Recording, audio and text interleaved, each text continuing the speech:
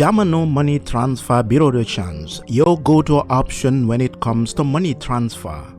With Jamano, you can send money from anywhere in the world to your family and loved ones in the Gambia and be sure the funds will be delivered to them within the shortest time possible. For your convenience, funds sent through Jamano Money Transfer can be picked from all the banks and multiple other financial institutions, including Ajib Bank, Trust Bank, GT Bank, Mega Bank, Basic Bank, Reliance Financial Services, and Approved Services. Visit our head office at Bruceby opposite AfricMed next to Trust Bank Limited or email us at info@jamanomt.com. You can as well call us on 310-3050 or 310-3051 or yet still 733-0688. Our opening hours are 8 a.m. to 8 p.m. Monday to Saturday and 9 a.m. to 4 p.m. on Sunday. Jamano Money Transfer, your most trusted money transfer service where customer satisfaction is paramount. When you think of a simple, fast, and reliable money transfer, think Jamano Money Transfer.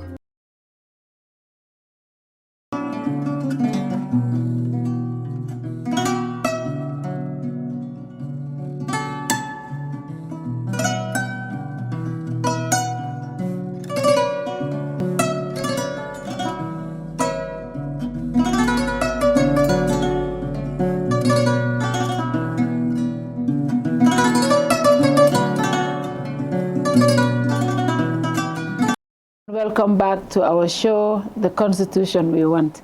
Mbokk yi ñu dalal leen fii si suñu beneen programme bi ñu def the new programme, civic education program, The Constitution We Want, brought to you by Gambia Participate and Jamano Money Transfer.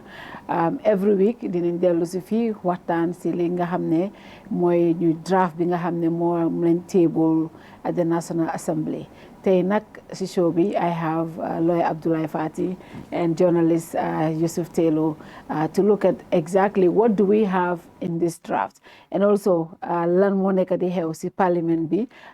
Flex will update us on what is happening at the parliament, and of course, is this the constitution we want? Because that's what we want, a constitution that is progressive, a constitution boo xam ne dina cater for the needs of all Gambians, regardless of tribe, religion, and ak foo mën a bokk rek nga gis sa bopp si constitution bi. Badigol ngal bismillah na program kutoton ka fami the constitution me want bi murunta nan jang kote ke ka kachanati comme nga fale ñun namin rong ali alon ne ko Gambia government ye constitutional table mi alon ko député ñanta jube la ñi January ñi December karo kono constitutional nung nak ngal ne ko 2020 ye draft nati nu député le afay ñindong ban sakunda ya nati nang mo jamay problem o soto anata nyami assembly to, because ban sakunda mo le sita dron cabinet le sita ye la ideas put together ya deda ya sambana ya gazette bari mol ko tonya malla fala tente bari fo nyanta fayla le fanan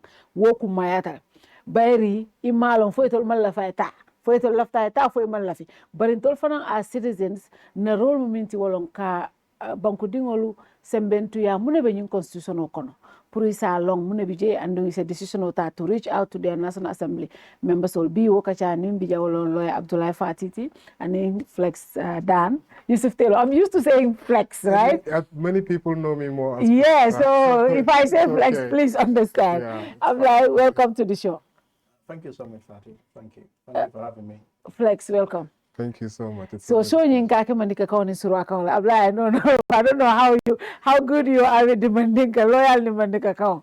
But I'll try. We'll try, right? Because it's technical. Mandika kauning suraka wala, but we will always inject English because left manila na more membe jana, because as time goes on we'll be linking up with member caring radio because left manila wala for the local people to understand because constitution ko mo feneti mi alon ko ntol min be karanta baken ka understand bare mol mi yalan ko be grassroots solto pour ya understand mune be nyun constitution no kono katu fana itol fana na ila nyan tole bije so andu na futa referendum stage lebe carte fayla nim futa je so abete ata kabrin sa yalo mune bije follow programme to minute the constitution we want lafta constitution o minna Gambia lafta mun constitution si falla be nyin tembo minto working towards the third republic Gambia lafta mun constitution si falla abla abaraka ba ko fa Gambia lafta constitution min wolom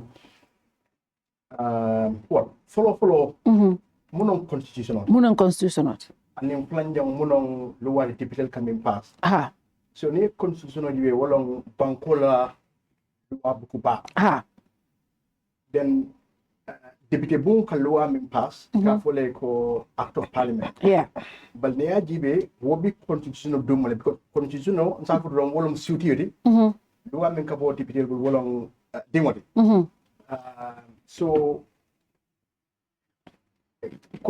constitution ko ne ajibe atamanke fedde mi aron ko député kamin pass okay banko dingol le ka pass banko ka pass yam wala ka ke tu referendum referendum banko dingol fanan yalon député le wala loi pass yalon telle wol tomboy ka loi pass ngel ka taraji bali constitution ni wo kana normally akata referendum to le badal banko dingo be mi yalon ko sita sanjola ka carte fay ko ide sontal o manson so wala na constitution at least mo warta député ka loi min pass bari mobile ka hako so doje mobile ka carte fay pour mobile ka da dunje de ya wala na at least mo warta an makamu min la tambita nyin loi do nyim so mbila fin constitution min la science ne yajibe min bije science 1997 constitution wala luwati constitution diade min pass wona ni yajibe atarale diade me falindro min ko tambita talula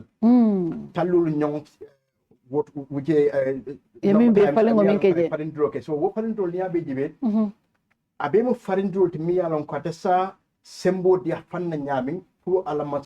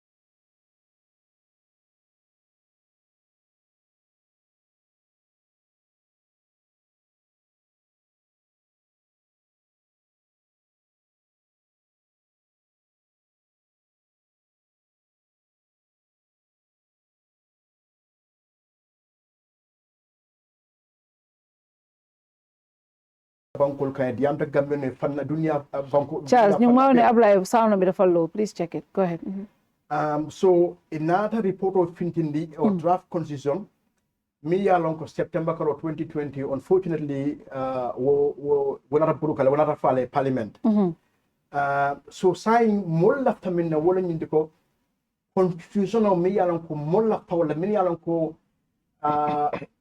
min yalon ko mol participate minto ye kangol di kayde ko laftala tenne wonata finti so kadi amo so den don constitution mi yalon ko ani mol mirarol lafta ma sakunda nyanta marla nyamin president bi elect la nyamin na minister na kiti bundulal na nyantol ape nyanta kala nyamin so sa ko don ko nyindon tendo mi yalon ko mol lafta fenele mi yalon ko ye fanje jele okay constitution mi alon ko moli fa bari process be nyami wolom aka commencé ay deda comme siasi ak nyami na deda ta ay ta ya gazette na gazette ay ta député lia be wo tembole to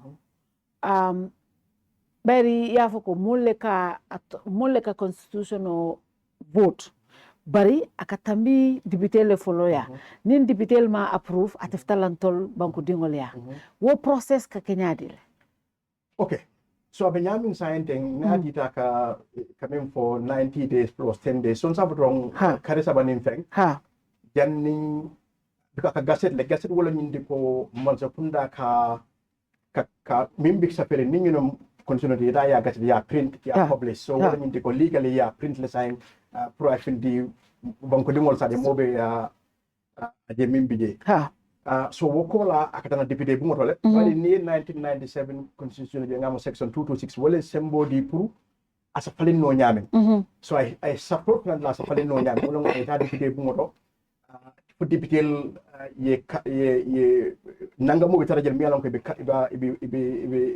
vote kala kay ndi koy sontale pour ay ta next stage ultimately ning is sonta fatam bi committee stage la niveau ko be maybe falin do leke apena tala moli ala sai but ni okeda sai kla ko nyimbi nas atondi IEC inform la ka foy ko sai tembolon sai pour referendum yeke IEC fanantina sub folta mi alon ko watita mi be kare woro pour election o yeke bidum election o kakewenti ayde mol sontale o balantale wo fanan yes sub folde soto ngamira 19 election tambila ngamira mo keme kononto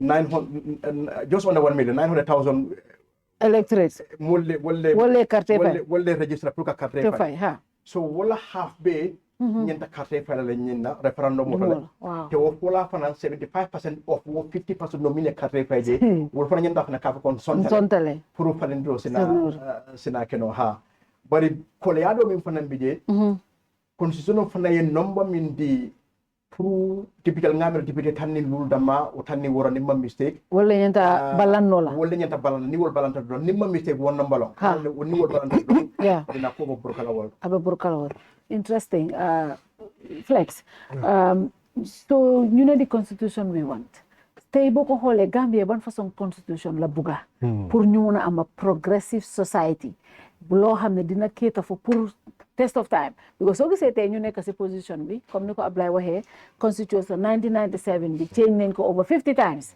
tey luwaay reflect realities yu nekk ci dëkk bi tey ab dictatorship lañ am constitution bi dafa jël powers yu bari jox ko different people especially the presidency than the citizens ak institutions yi tey ban façon constitution la Gambia soxla jërëjëf and thank you so much again si suma colleague bi si du ma ne colleague suma senior learned fellow yes of course and of course thank you to you and the followers ñu nekk ñëpp ñu nekk di déglu sa laajte bi am na solo ndég lan gis neen Gambian si génna neen expression opinion si den buga 2020 bi mu dellu waaw te man maa ngi fa woon si protest boobu noonu di ko cover Gambians si protest neen woon it was not a big protest nekkutoon big protest because protesters yi amun woon permit dem des about 2 days to the day si la gaay am permit moo nekk a coalition of progressive Gambians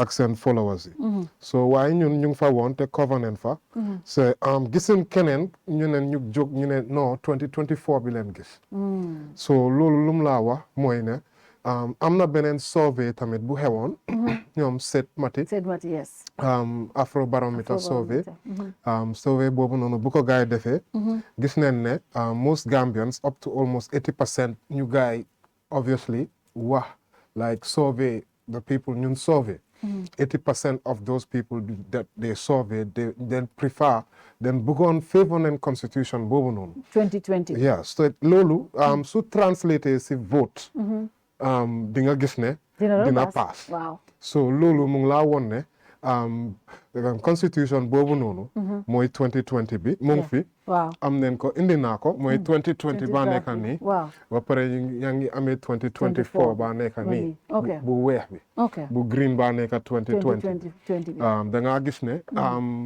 loolu su xewoon National Assembly ñu vote ko through di nga gis ne loolu su translate si votes kon dina pass because threshold bi dafa high threshold bi dafa high si parlement threshold bi dafa high si askan bi tamit so loolu yëpp dañ ko war a bàyyi xel wante tamit ñoom seet génn neen beneen survey bu ees boo xamee ne boobu tamit ñu ngi ko doon publish interesting na trop because of surveys yi ñun journalist yi dañ ko like daf ñu dee wax lan la nit yi di xalaat because of sa question bi mooy lan nit yi bugga ban constitution len we want sa topic bi sa programme bi noonu la that's the name the constitution we want man sa amoon naa benn programme bu tuddoon noonu way back but loolu turi Gambian yi la foog naa ne war nañ di laajte loolu te am na solo like naa the way yaa ngi ko indi at least nit yi mun a gën see jànga si loolu noonu wante survey bu ñoom seet def lu mu ñu woon mooy ne askan wi ñu bari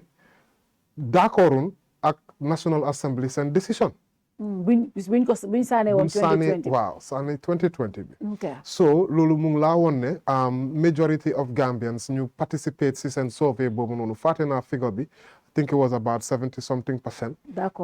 D'accordun si National Assembly bi seen décision so loolu mu ngi laa woon ne dafa am disconnect between National Assembly members yi ñoom seen décision si ak nit ñi so te loolu su amee problème mooy am ndik lan foog 75% National Assembly members ñu vote in favor pour lii mu mun a jaala waaw ba pare su loolu rombe foog tamit 75% of ñu cast seen votes ñu nangu war na ñëw d'accord ne loolu leen bëgga so loolu lu mu laa woon mooy ne disconnect boobu noonu between parliament ak askan wi dina tax stalemate dina am so as long as National Assembly bi nekkoon di try pour xool déglu lan la askan wi bugga lan la nit yi bugga ñu make sure ne 75% boobu am ñoom itam askan wi tamit seen 75% bi tamit am because of the way we heading even su parliament xëj na pass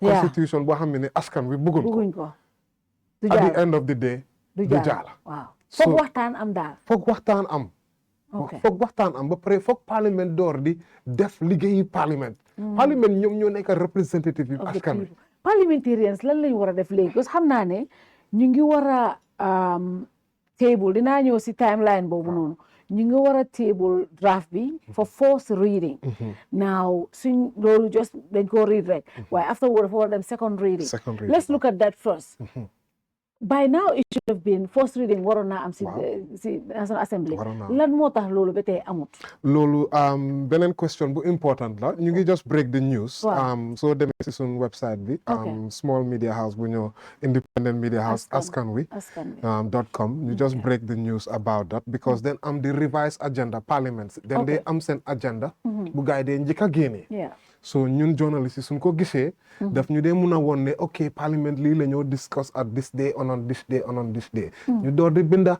di génnee suñ news so first time the original agenda for this fourth ordinary session leen ko oo fourth ordinary session si leen nekk normally dañ ko dee oo budget session foofu gisoon nañ ne obviously budget bi ñëwoon na wax bi bari na boobu romba na constitution bi mu ngi waroon a ñëw on 27th November 27 November waaw 27 November time bi first reading bi first reading bi te first reading bi formality rek la ministre bi dafa ñëw rek mu read title bi rek la moo read waaw su readee title bi ñu lee ko mu dem loolu rek la loolu 5-minute job la waaye loolu amut bu ma door di gestu as journalist di laajte fii nii ñu am information ne ministre bi nekkutoon in town at that time so loolu moo taxoon reading li amutoon man fooguma ne loolu sax war naa tax because of even ministre bi mun naa délégué den dee gis ne especially for the first reading comme que first reading bi doo laajte sax question title rek doo laajte amul benn laajte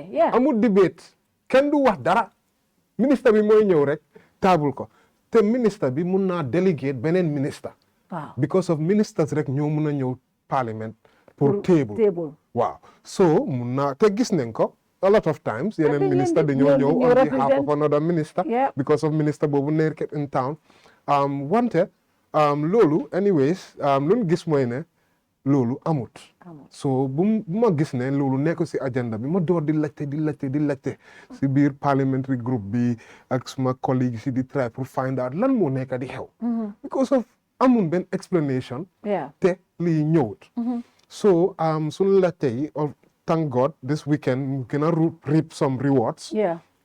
You soga gis revised agenda bi. So in fact balama ñëw si revised agenda bi.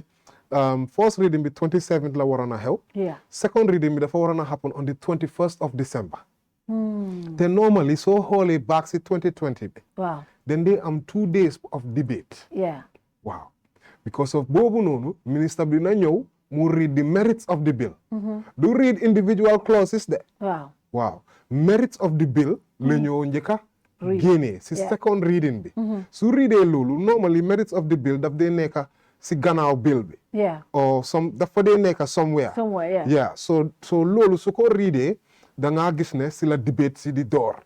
Parliamentarians si dañ dee mun a gis kana taxaw fii ku taxaw fële ne le. Si boobaa di nga am idea. dinañ di am idea. Fan lañ jëm fan lañ nekka di dem.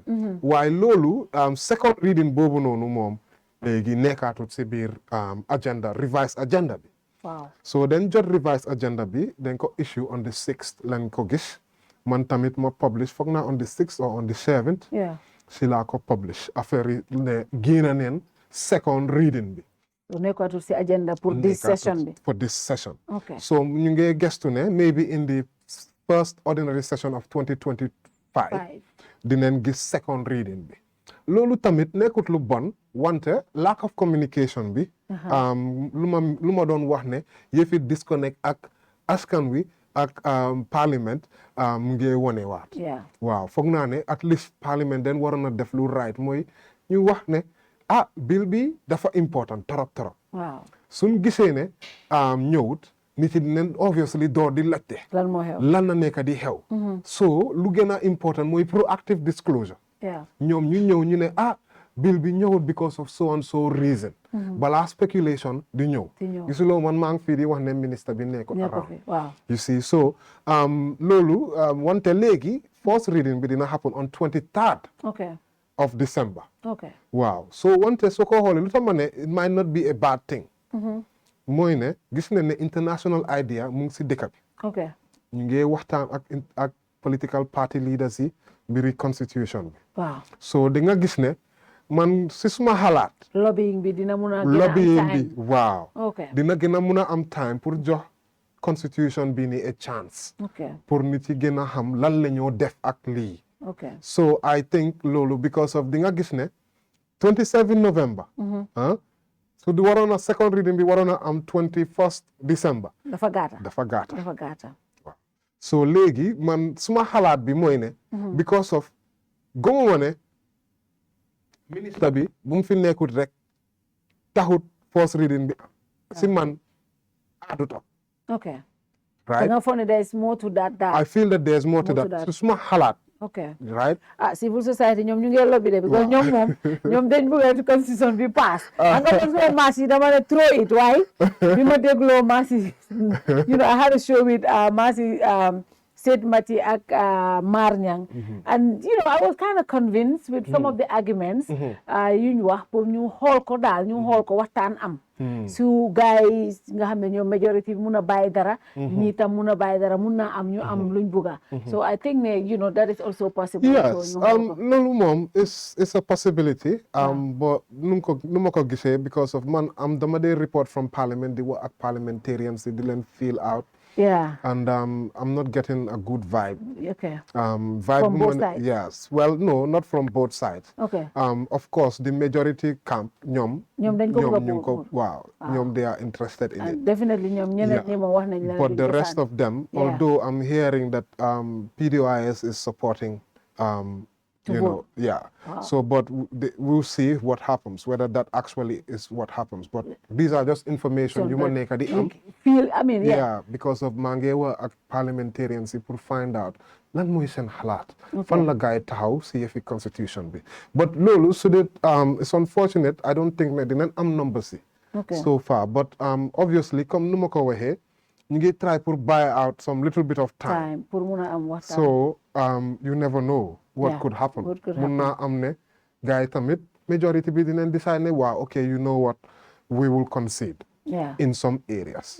Loolu su waree happen then dinañ gis ne minority bi tamit dinañ mun a ne ok comme que yéen waaw ñun itam maybe we can allow X or Y mu nekk a sort of a negotiation waaw but so far lu ma xam for sure mooy ne first reading bi rek mooy am this year 23rd December maybe most likely because of this is such an important bill so I'm convinced ne second reading bi definitely dina happen in the first ordinary session of 2025. Wow. Interesting. Abdoulie, I mean for kumayata abaira nyanta kela nying first November and first reading nyanta kela. Yeah, move so sign first reading be kela December 21st. Saying min kumayata wolom nyin draft constitutional 2024 ningake against the 2020 draft. Bairi survey atandi the Gambian Jamal after 2020 lal. Even though 2020 fanan ku Jamal bi jemi alon ko mol man d'accord bari it's up to the National Assembly pour ya jube. Bari mo jama koleko fenno mi alon ko banku dingol fongola sulata ala no. Now ni natol civil society ngal ne ko kabri ni nata ali ya jube le bake. In 2024 draft against the 2020 draft or atol a civil society muna mu fenti mi alonko number one ali wole upload on this 2024 but also ali concern soto munela in the 2024 draft. Okay. Duladul bijele mi alonko Mosa folole ko okay janning bi je jabi lam nga follow do ba fo kan 2020 draft ye 319 provisions le solo wala keme saba ning tanning konondo hade 2024 ya talale for 294 and wala keme planning tang keme planning tang tudai tam konon to nan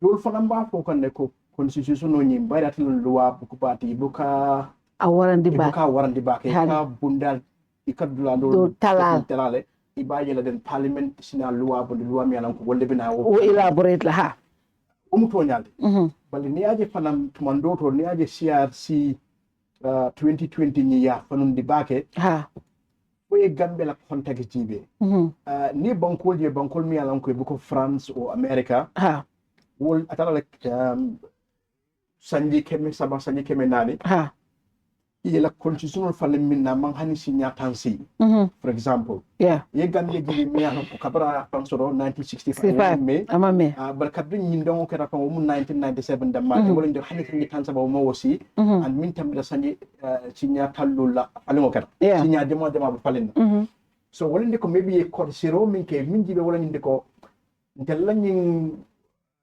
tundo do wado Africa jam ibuka la 100% manzakunda mbisiri san namba min kanana mbisira nyato because manzakunda kam min ken della Africa jam wate wada ne Senegal di makki Allah tam min kala o bankol dan Africa fanal bi la jam wol ni manzakunda sita drong ila do ko folo ka min drong wonde ko ba konsumo nyen falna nyaminti students ka sengo fanna so wala na 2020 nyin ya de ko yalla min ba min kala sign pour nga make so nkana so wosifa la nyato mbe fongo be la sapila nyin kono jam ibaje la senin samo ni la takala nga fokata kanol tem bari abe constitution kono already ngam wala ngani yo nyintinu okay 2020 dol soto let maybe to do nyato mbaji bela ye dol soto mi yalon ko ye senen ndiro ke jele but mainly dulal mi yalon ko waliyo ke de demanding and in 2020 wala nyinti wan 2020 koleko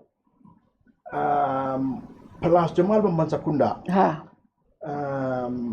place min ko safu Mansakunda dem bal ñing independent be ko niko IEC bil mo election wala niko IGP National Human Rights Commission o IGP from police la ñaton ko although what are different elements of explain nale okay aning auditor general ning fannar lam yalon ko do ko kumata bakela so way min fo wolende ko nim president wala bi tomandro kala ha wo sembo babul hanimbi bal nay tomandro ke fo kunyita National Assembly. National Assembly wale ba confirm la sign. So ning ye motum bambi ko atele appoint as the Auditor General or more appoint be as the wale ba marla na election of bundala IEC for parliament yo mari be nimu mosifa nyadi let muna mala ala history gambe jang ako mun kusifa lek non fo molo mi alon ko mol salala ba ko ngin place fa diala so ni molo mi alon ko believe to ko president ya tombo ne telephone son da ko molo mi alon ko nyando place fa mal isa personal itambe bal ni molo mi alon ko jako ha nyinde akada dum political tole o nyinde ni ngani place da ba kude kala mi alon ka ba kul manen dilale isa balan nol hade so ni wo be kana wala min kala do wolon yalo man sakunda bijele wolon government de ni kiti dulal la doku bunda sodo anin National Assembly so 2020 min ke wolon nyindi ko kafuko nyindel Afrika janjibe ko ngam fon drong jama na nyaton kol man sakunda kalifika ka sembo ta wate so yeminje kaw ko kuntu wolon de sayinga sembo di National Assembly la ibadil National Assembly saying itel si ke bunda am yaron ko nimma sakunda la simfanya dol tala e safuno ma sakunda la ko hani ita nyin kenol 2020 ye wole safo I will guarantee okay 2024 nak wole min ke wala ndiko yo ko be bondi jel so e min ko ndiko ay tan ko hani bari president nyenta o sembo so la wala nyim symbol alunga be di president wala adamma so wala ndiko nim president la famoto madam kala ay si la ciati atene be to mandro kala don fani public service commission ne be kala don ba tebi fonko nyin kala tebi moto mandro mimbi tala ji so ni ajibe bake 2024 bunda jumal be mi yalan ko atale ka sembo bande president bul kadi député bu wala pour na député sa kango so banko nyin ka akamara nyami well 2024 will be bon le Cameroon de president ka sembodi so ninga jibe for example National Human Rights Commission for example wala do ko kumata bakela o do ko mimbe ko atondi fenkili mbijele comme IEC atondi IGP yo fole wala police wala continue okay 2020 min fo wala ndiko kufla bijele wala ndiko police wala doku nyanta kala ila nyantu ila doku ku follow mimula doku de wala ye doku de miyalan fana a independent la wala ndiko police ko doku ke miyalan ko atara politiko man dunje modo fana mafo albakala ten hade over 2020 to 2024 yo bondi jele munat na ya bondi je because police wol be son dajina ko la doku mo mo nyana fola police ministre mo nyana police ko la o president o modo nyanta independent la womu kile fulan jango fanan bunda do fanan bijele 2020 min fo wala nyindi ko minister min marta police wala wala minister of interior asa kango dino IGP la wala police wala nyaton ko asa kango dino le bale asa kango dino min don wala kango mi alon ko be dendim policy la wala mon sakunda la bunda kata nyami bol police wala do ko minde like ni mo sambake arrest operational and investigate kata kitiola womo operational issues let 2020 wo fonko nyin 2025 wo fana bondi jele so wala ngi don kay tan diko 2020 min ko wala ndiko hani ninko IGP anyanda sembo sotla wala ndiko hani president wala kay ko ten o ministre kay ten sa fo no hani almo wo sembo so be kon so sembo dal ko al sadde jamu ñu no le police silola bol operational alman sembo so ka kawdin bol wo botañin dole anin kuje ma fanan bi jele min yalon ko abebe dendin dron ka sembo di bunda la mil matam kam mansala do ko ke dal so wodol fanan bi jele mi yalon ko fewdol bi jele mi yalon ko ni yaji be ton don ibami do kam man difference ba make by difference make le ni wali yo kada na bita kiti yo so 2024 yol be mutala yol be bondi jele so sa fo don wonde ko fenjama bodo jele ka sembo di mansakunda nin ko mansakunda wolon maybe president won executive so jama ni yaje bi be falindiro ke kan 1997 is because sembo mimbe no mansa bulu executive bulu against the deputy and in the judiciary because niaje bi problem jamal kake human rights activist holding human rights organization kafo IGP la office nyanta independent lale office of the independent electoral commission nyanta independent lale because anin judiciary because niaje wolu police wolu ning police wala ala ekay ko ning ete appoint approved by the National Assembly yalo no ko ila duration o nying amount let mote bay nora at least at sila la do ko kono aba make sure lale ay loi tamande ay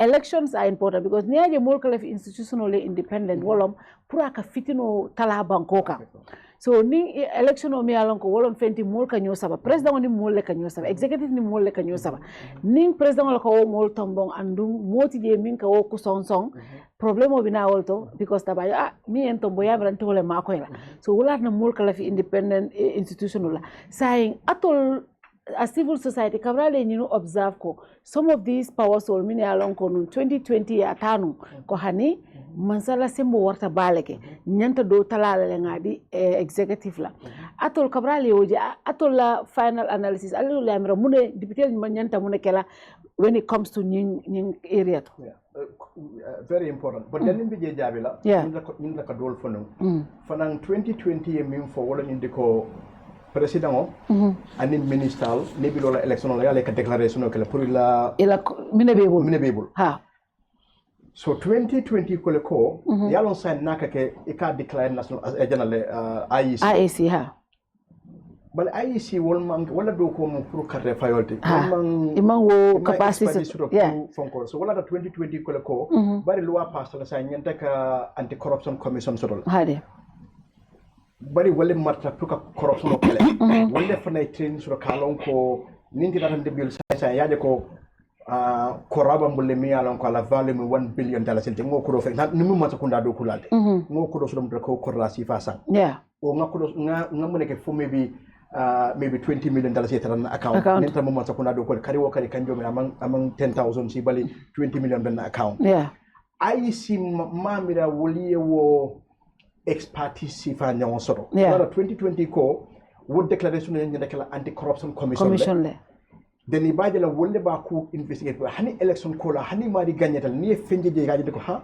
ngani jibele ngaje fenne bi je mi yalon ko anisilo manta e se fongo ko no prima election o e fo la place wonyina bale 2024 yo be bondi jele e ko don hani sang ay murun IEC wo mo kilede flanja on fanan 2024 ko le ko ning election da sana kari konontola loi manyana falna mi marta election laws manyana falena manyana falena 2024 yo falna ka ko hani kari woro yo ya tala kari woro so ni obe jiben afrika janka ke nyamin nim president mo yaaje ko momo be siri ma nin nim fo mako ko amanke ko be current government we are just saying any government sanji kemen sanji so nim president mo yaaje ko ko be ta kan nyamin opposition o sa win nole min bi lo kan opposition nole ko maybe mol abi nyami maybe wala sa win no asalu wa dundi nole ko kole ya ko dol feno mare min sa sabu no mare lo no o ateba fam mako no no je Senegal exactly so wala na wudol nyanda falna then the other one fana mo minti also fana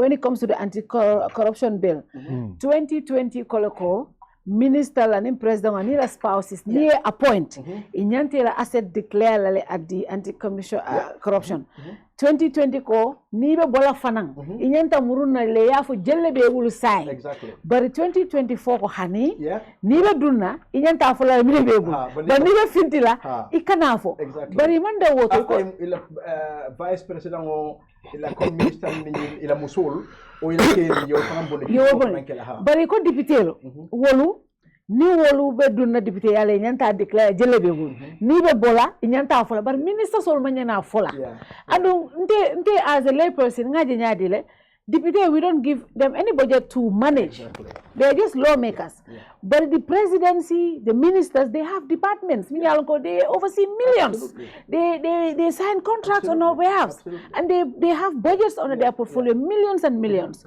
so ni ko wolu manyana wala asset juwele ni kata Are you guys okay with something like that? No, me alam ko ngari mun kabinga meeting no so recent. Ngodol ko flag le moli adiam.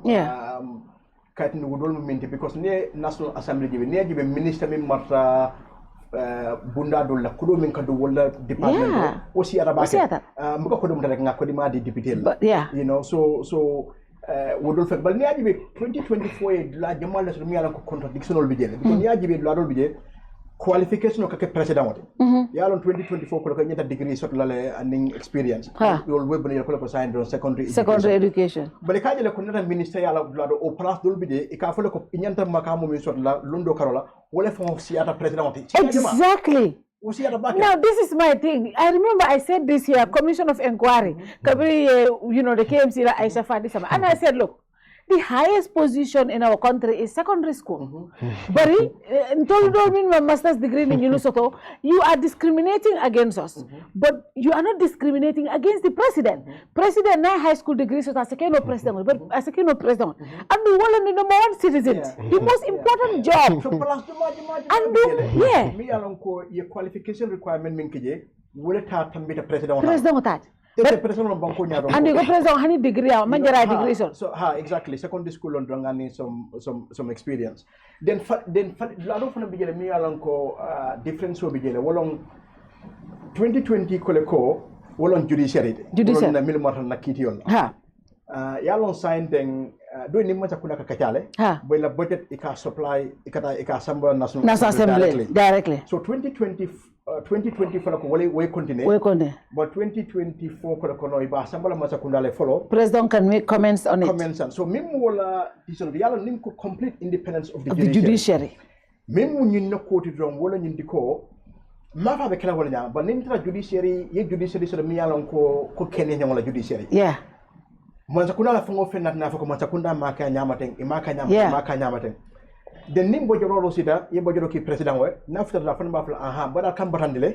mbala bo joro talal o mbagni nit bon la jël wala na ñimu fenati mi yalon ko ya fo dependent chief justice jumano so jamano fana ka fa mari fana ko nalbam mako la moton sala bo joro kaf malum fe now understand the independence National Assembly budget judicial budget ko National Assembly nyanta marla directly ay tawoto rather than ay tani ndongol ya because ndongol ya amta ko ba bundal di kam mata kundala ka pool ko le ni ko pool son ndibul depending election nyaming so as a pool man ndimo and also because the judiciary is is an arm of government. Absolutely. Also masakunda executive important nyami judiciary important wala nyama and then the legislature do ko fanata jalan judiciary even though fana mo masakunda but it's very bala kumar wat ni tilam to fo man jiji so gambe ko do ne ka judiciary wala tan hani budget nying do ni mo takuna kanyale finance ka kudol fengi bali budget nying ko itakana parliament directly because kaitandi don ko la do ko nying a kumata nyamin ka make so e kana tra mo takunda bulo bali ni do amda ko isa jamano sotno jamano mi ko satno mo takunda bulo because momin ke balundi wala ke control also talking about the judiciary ngaminje follow the bugalal area yep den yo tamanyo ñu laal ko completely because it's important also area do fana mbije mi alon ko for example ngaminje National Assembly wolom president oka molulu nominate and wo molulu kono wol speaker ka woltanin deputy speaker the 2020 draft ko wonyanta bolal katu momi bekela speaker the number one person anyanta kala multi banku dingole min tomo exactly wala bekeri banku jamal to bari the 2024 draft yo bondele ay sembo dile ko president o nyanta wo mol to monnale e murun e tar assembly bara man dawoto ya kumba jeti case Supreme Court ye ruling leke a nominated member Supreme Court ye ruling leke ko ning i president o mo nominate ya dundi assembly as long as a dunta je iman sembo so ka bondi that is a ruling and tolman ko loyati bar ngalme ko in na jurisprudence kono ni ruling minketa at the Supreme Court woka ke sampuloti anytime that like for this ruling thing ni ruling thing sometimes that loyal ka ruling ta hani for Kenya nyol to Ghana ka tandi ko so ngaji ko in this 2020 draft the executive left to reverse le because ye minke ya reverse le wolom ko ni president mo nominate ye sembo dia la fana pour que e sembo dia la pour ko mo so ya dia ye ko ke nyami fon ima kole andi bake Yeah. mi tan di wolo nyindi ko president of the speaker inform la reason for nyimari la so wolo nyindi ko natara president o ye flex nominate bi as a nominated member but flex bi je ning government ye bilo fe nan flex ko haninte manso nyina hanini molla funkol manta dron leson safno le woro ngap flex ke jele lafta mena manta ke kan then as a regional dinol dron for ton the speaker ay dalilol di so mo jama min fokan nak wala nyindi ko bari supreme court ya fole ko ya ko majede la case ko president mo sembo nyi so akol ko okay bari mo sembo nyi so president ko no mbakala jele say nga sembo di fon so definitely mamina because near deputy la bumu jibe wala ne ka fani sovereignty of parliament mo ko deputy bumu do nyanta wo sembo so la prier do ko independent so near sembo di president wala don one president mo nyindi ko sembo la mi ko nay mo nominate ko mari fanam bay wolo nyinde ko dron ye advantage di president already because wonde ko aka momo ke je bari wo mari banda ko sambay nole naka famo fenka ba hakilo tula te wondo mi jet member la do ko mo nyana kala wode do ko mi nyana ka mimbi kala banko la nafati rabada mi ye nominate so wo ko but also nying speaker and deputy speaker because mo le katre fa nyille okay and 2020 ko wale mole katre fa nyille nyim mol nyada kala mol mi yalan ko e tel damal bo wolde tombonna mimbi kala speaker and deputy speaker bal nyim boni jawonde ko say do mole katre fa mol yele bal ite katre fa mole katre fa ite miye ite man semro so ka speaker tan o deputy speaker president mo min nominate wala second speaker yal new be jibe fana be mu nyade wala ko 2024 be sembo de kam president wala more and more pour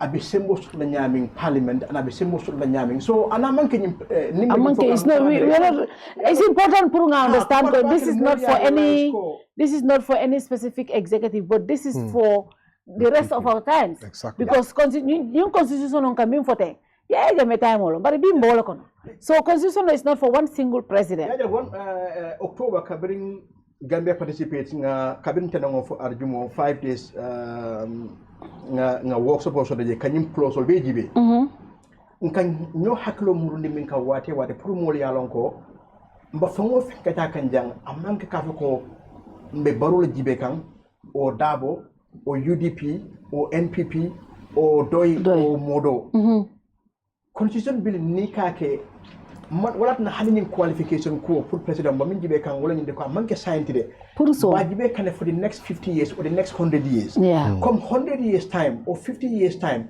bi jamano bi da kan nyame 50 years time molbi jila university about maybe molbi school band maybe 14 years so by 18 19 about they are almost finishing university even more than 23 years less than 25 year PhD so very normal very degree about more degree because Gambia university no what time we need new constitution or there but we have a home university 50 years from now me alon ko hanna tre do ko apply kake mantra fonko la baraka indi do ko apply kake cleaner momoy do ko kay tarola akumara balen kay example hani do ko apply as a cleaner e ba fule ko maybe in example is a qualified no e degree sabla example for maybe 50 years from now I'm not maybe no understand level me ne fo fen apply wrong maybe what the man be sila hani do ko apply ko kake drive odi comme banko do bi mi ko Nigeria e ka degree holders je man among any because more be kita karanat exactly so for what be sila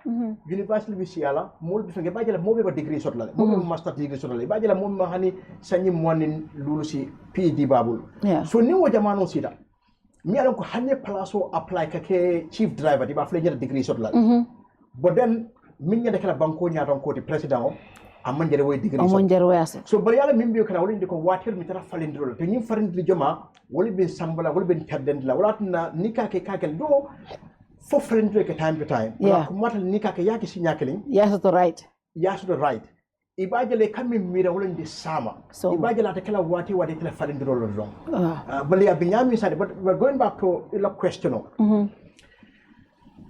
cool binyami nak niyaji be pour constitution ni tambi abakola yalla because follow pro I found national assembly wo ko be son yalla bakele I'm not 100% sure, but I'm missing about at least 16 people only vote against it. Yeah. So okay, I'm not going to think, but just look simplistically, okay. Yeah. UDP la position only make it clear. They made it their position clear. So near UDP la position, you have to more clean flabi me around ko whole finger, but UDP new the margin, I have to ko more 7 of UDP or more 8. Yeah. Yeah, it has phone. Yeah. All of those well, in so bit will they will not. Yeah. So near 5 nin kafu 7 or 8, yet 12, 13 years old. Yeah. So having to a kafu the manzakunda kang, then you only need 1 or 2 drunk. No, UDP the Mafang. UDP is, I think, 17, right? Yeah. With Honorable the Independent 17. Yeah. What the mother? As a block. Yeah, if they vote against it, it's so the model did not model from economy and handling ECOWAS Parliament mole kudol thing and in model hani to manjai and others. But statistically, Niajibe is very, very easy pour for Parliament. Very, very, very. Pour item from Abikela Nakuba. But in Fengo Dolbije, for example, I think some of the things coming from Moleko. Come for fonga dol bulanga dolta but Niajibe I think more fonga me at in the 2020 fatano mojama believe them in a wolong 2-term limit retroactive clause katu wolong fonga to me alonko the majority the minority then the executive la ere molu he believed that was targeting the president, so they said no, that they will not accept it. Then Nyundolu, minimum majority, then the UDP camp, Wolko no, it's not, Atelo happened to be the sitting presidency, but so, but Wolfananko, Niwo TJ, etolte carte faila. So, saying, in 2024 draft ko, ning constitution on pasta B, Momo, ila first time they start la sign. So, an example of Minti Wolonko, B President Barrow, I in 2 terms all minke, ning constitution kuto pasta, Walter Contila. Ala time they start la 2026 le, beyond. So, who fenneti mi halonko, they tell you, I had Alaji S. Dabojang, they are not even negotiating.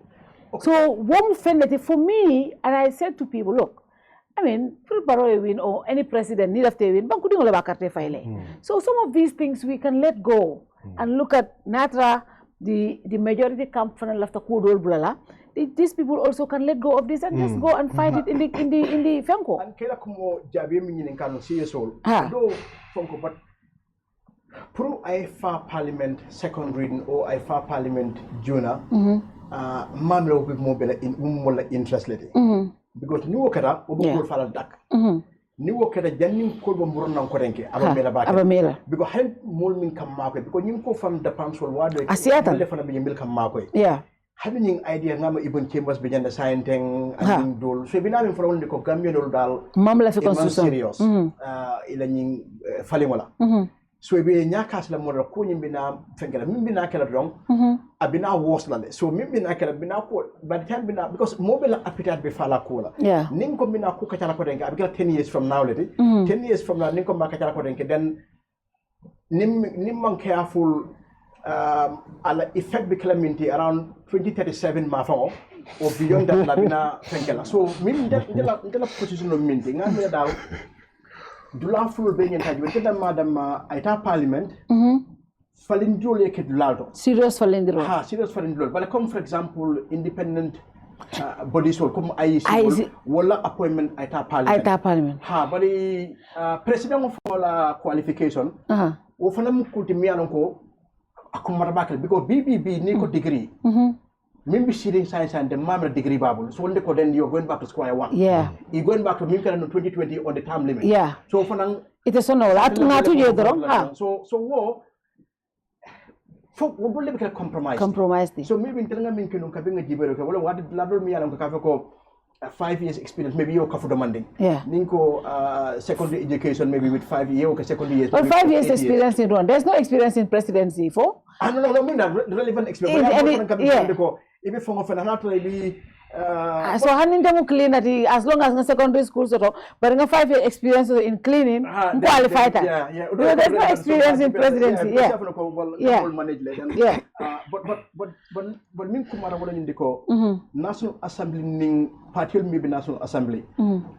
Ye fere ke nyomo ke falintole ke janin referendum ba jala pass. Because na fata drong do abinyami mfanante mole right should le proof fanan kafe ko falindro ke nim falindro manke I fight because for you fana understand because 2020 along ko duniya be murmuru dal depends ko kala min siyata mol kafu do kan yele kan soto je min na ke 2024 and constitutional building wala ni de ko nyata kala fil mi alan ko anyanta mobile include mobile fenke je indi mota denna famala je no yi wala di karala it the maya ta sa ya ko lafta ketenne te lafa abikala tenne fana ko to nyam because mole min for like bar association state wala di ko 2021 was very participatory, inclusive and consultative.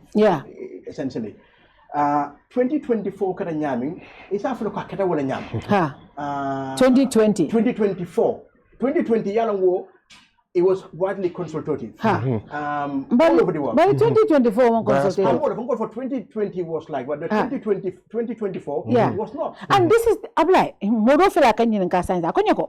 Fatu, can you ask lawyer Abdoulie Fati if it is legal for a cabinet to draft a constitution of country without any consultation? Now this is where the first problem we need.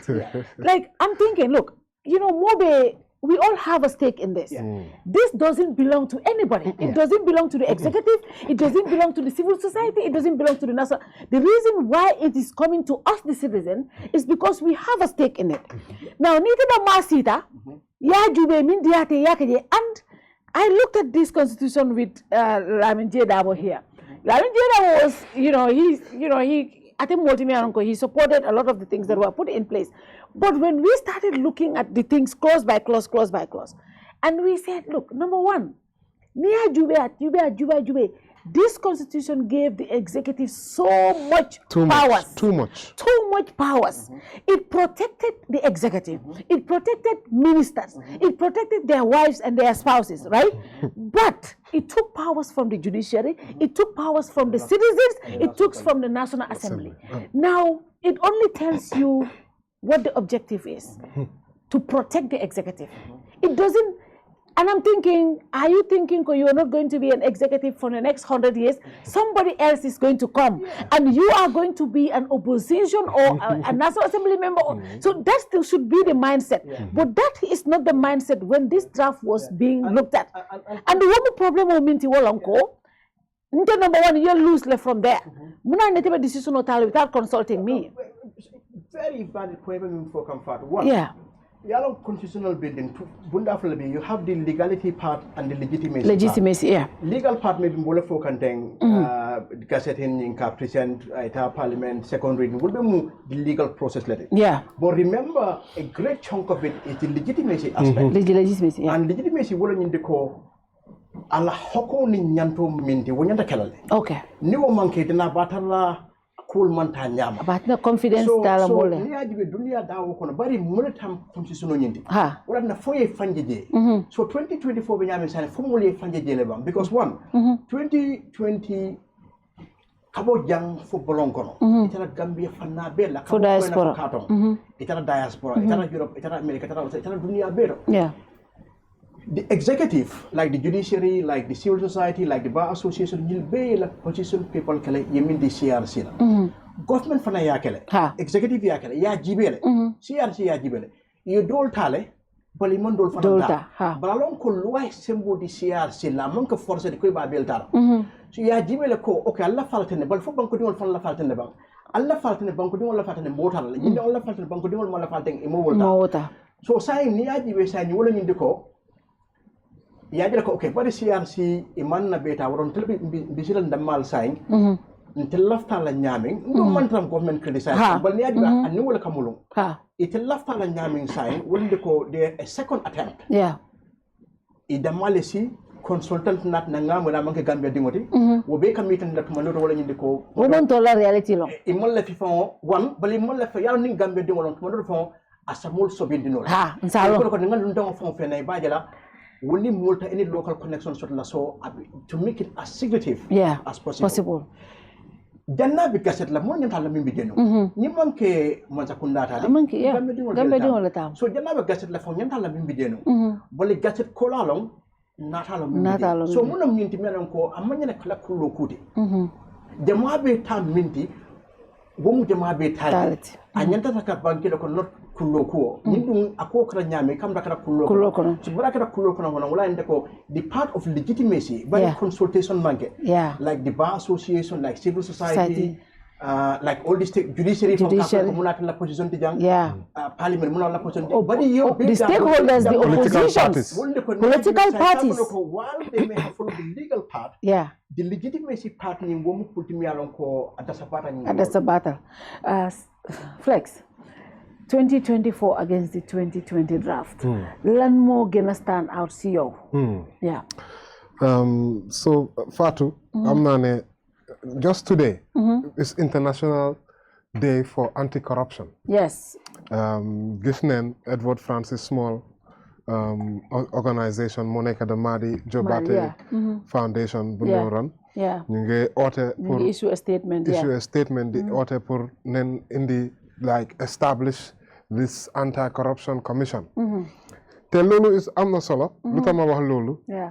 Suñ ko establishé léegi balaa 2024 bii di ñëw dinañ am more independence. Lu tax ma wax loolu soo xoolee si 2024 draft bi part 195 mu ngi fa mu ne establishment of independent institutions and offices am na NHRC foofu anti-corruption commission mu ngi fa ombudsman mu ngi fa ombudsperson anyway auditor general and central bank of the Gambia loolu yëpp mu ngi fa waaye soo demee si fu ñoo wax appointments ñu ne the chairperson each member of an independent institution and the holder of an independent office as provided in this chapter shall be appointed by the president in consultation with the Public Service Commission.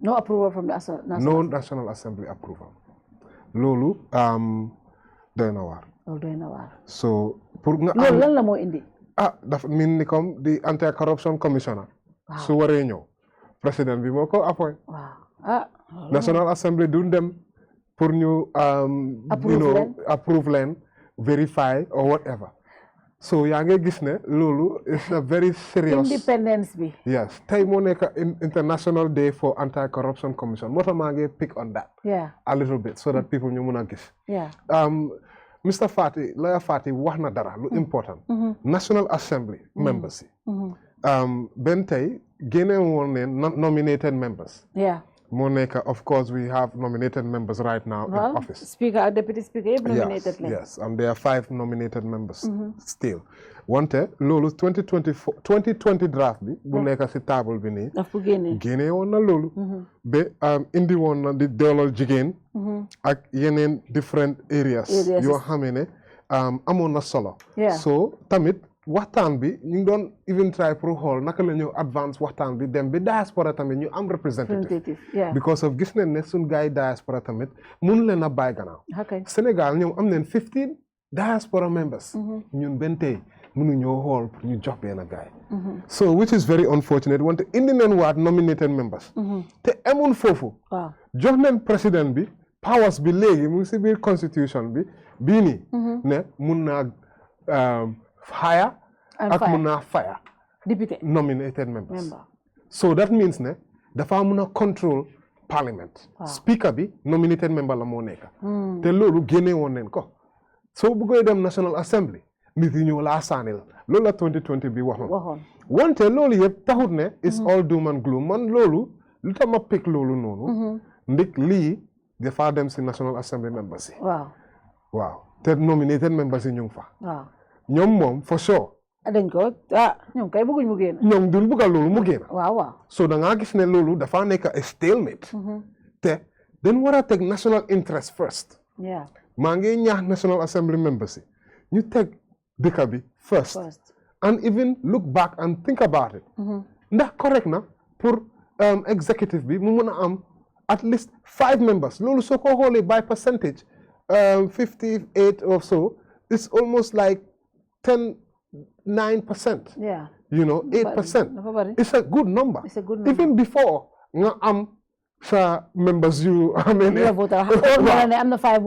already got 5. Yeah. And I think that lolu fiawut. Yeah. Lolu lum data. Te ñoo de gëna am doole, ñoo de nekk speaker. Ñoo de ëpp salary, ñoo xam ne ñun noonu lañ leen sànnil. I don't know how is that ever fair. Yeah. National Assembly members, elected members, how ma ñooñu naka lañ mëna nangu yow ñu sànnil la. Kii sànniluñ la, moo la ëpp salary, moo la ëpp grade, moo la ëpp benefit, moo am moto yu mag yi, moo am odli yi, moo am lépp. Yow nga xam ne yow da nga dem campagne, nga ut the mandate of the people, yow amuloo loolu. Yeah. So ñoom seen bopp loolu war nañ koo xool ne lii moom it doesn't fly. Yeah, it doesn't fly. Wante loolu dina difficult nag xam naa National Assembly members yi pour ñu nominated members yi pour ñu nangu ko. Wante ñoom sumay ñoom let them try ñu win. It's better you as a National Assembly member nga ne I went to election and I won and I earned my spot. Yeah. Ba pare I'm sat next to another member koo xam ne moom itam dafa dem mu win mu earn his spot. You know, you have that legitimacy. Wow. As a nominated member, amuloo that legitimacy as an elected member. Let's be frank. Yeah. You know. So, but still, I'm not trying to downplay. No, you're not, but it's the reality. It's the reality. Yeah. So, teten buga dem kanam. No, 2020 bi joxon nañu lolu. Wow. Man gëm naa ne members yi, if they do very well, they can go change. Wow. Why not? I believe that they can put the national interest forward. Yeah. Ba pare tamit ñu wone ne ñoom itam gëm neen seen boppa. Ne suñ demee ñu contest dinañ win. Definitely. Why not?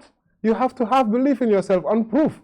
Because of yeneen members you elected every single time so ko déggee si biir parliament. Then they ñaañe nominated members yi ne leen yéen yow nominated member nga. Yow electul la sax.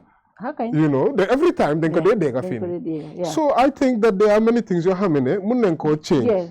Si biir. The other thing also loo xam ne gars yi am na fa mooy boo xam ne mooy taxoon sax ñu sànni ko woon. mooy di retroactive clause bi. loolu génne nañ ko léegi. léegi time boobu 2020 bi dafa waxoon ne tey suñu amee constitution bu es bi président sa mandat bi daf see bokka. time boobu sax fausse mandat la. waaye xam nga léegi mu ngi second term. léegi dafa mel ni with this 2024 draft suñu amee constitution bu es bi in 2025 suñ ko amee président su taxawee. First term bi dafa doore 2026. Yes. Te man gëm naa ne loolu. You know. Man loolu sax awma si problème. Awma si problème parce que Gambien ni la dese. Yes, si Gambien yi ñoom ñooy mujjee decide fan la elections yi ñëw. Waaye tamit there's a good reason lu tax loolu nekk fa. Waaw. Just look next door, Senegal. Yeah. Then them court nit yi protest. At the end of the day, they lost about 20 people. I think 21. Some numbers is correct. About 80 something. You see, imagine. The entire process, yeah, from 2021, 83 you see? people. Yeah. So many people died just because of land. At the end of the day, protect. He went and Afamuje concede. No, you know what? I will. It's okay. Yeah. So, but I think, I'm not solo torop. So I think so whole the time when we were trying to get this. Lolu yep mu ngi won ci gannaaw askan wi. Yeah. Yes. Lolu yep ñu ko xalaat. So the decisions you CRCB make, it's a calculated decision to save Gambian lives. Yeah. So that tomorrow, jarut ne ben president di ne oh no legi man li yes man amut there's no retroactivity. So man you see so lolu mo de muna cause problem, lolu mo de muna cause chaos. So even though definitely man gom na ne you know Gambia is different from Senegal. Yeah. So sometimes they halat look at it a little bit different. But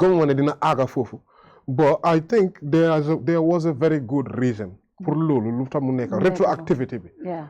I would recommend National Assembly members because of there's nothing to fear because of term. That means the only term the current term. Wow. Yeah, so that means he still has another term run. Wow. So I think that still is okay. So that will have 3 terms. So already I'm not 2 terms. Wow. So for the this term be my first term. Family 20 be my term. So muna run 2026. No, it's still okay. The family come 3 terms. That President Barrow mu ñoo jema wax ne like really dafa bëgg a dem fourth term because of dégg neen am na kenn ku nekk di ñëw the youths are happy moom mu ne moom di third term moom forget about it léegi fourth term la ñoo xool so you see I think wax yooyu noonu yëpp daf di taxal nit yi seen xel but I don't feel like all hope is lost lu tax ma wax loolu tamit gëm naa ne civil society def nañ a lot of work on this to try to bring the right recommendations te lii su demee dina dem committee stage su waree dem committee stage di nga gis ne civil society dina am chance pour ñu engage foofu laa bëgg a ñëwee yow da nga nekk si National Assembly bi yow xam nga how political our National Assembly is bu lii xewee man on naa fi Ablaye Cissé majority leader ak Alhaji Dabo minority leader fii and seen positions dafa change completely fi ñu nekkoon 2020 léegi dañu am opposite roles now Ablaye Cissé mu ngi la wax ne nañ dem committee stage rek nañ dem committee dinañ waxtaan dinañ d'accord waaye ab kii minority leader mu ngi la wax ne non duñ fa egga because committee stage xam ngeen ne yéen a ñu fa ëppa yéen li ngeen bugga boo fa nekka so ñun buñ fa egga lu tax nanguwu leen 2020 ñu dem committee stage léegi because ñun ñoo leen fa ëppa so at this point politicians yëpp ku nekkaa ngi xool sa interest waaye léegi ñun Gambien suñ interest moo gën a am solo dan ñoom ñëpp seen interest because ñun la ñoo represent for man dama dee wax ne for example soo dégloo argument yi maas yi Abdul comme majority side bi dañ laa wax ne 2020 bi dafa jël doole bu bari si président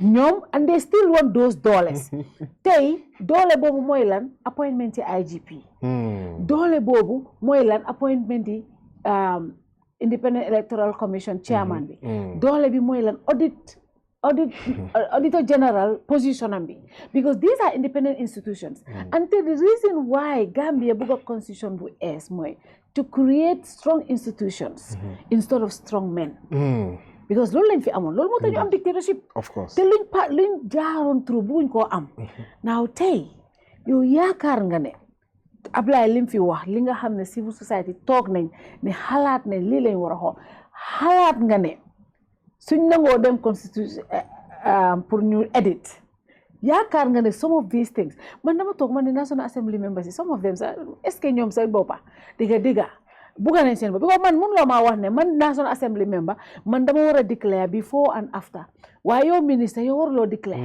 léegi man nangul la loolu man du ma nangul loolu di yow doo declare man tam du ma declare di so sometimes they have to look at this and ñoom seen boppa dañ war a xool tamit ne lu tax président mu mun ñëw mun a daaxa mais ñoom bi ñëwee the first thing they change was sa parti mënul laa daaxa même soo change then protect seen boppa lu tax mënu ñoo protect seen boppa fii tamit ne non yow président mënuloo ñoo daaxa kenn mënu ñoo daaxa ñun as long as we are National Assembly members we are independent ñoom seen own loolu seen own independent sometimes we have to tell them these things of course anti-corruption bill bi su dee is for you is there for you it should be there for the executive it should be there for the judiciary because yéen ñëpp equal members of the government ngeen equal arms ngeen président bu amee doole bi yow député bi war nga am doole boobu kii judiciary bi war naa am doole boobu waaye bu nangu nga jël sa doole bi jox ko président naka executive bi to your expense so ñoom seen booba foog ñu xoolee ko from those angles waaye yow fi maa waxee mooy ndax yow gëm nga ne edits yi ñoo wax nii because lu bari lañ war a edit de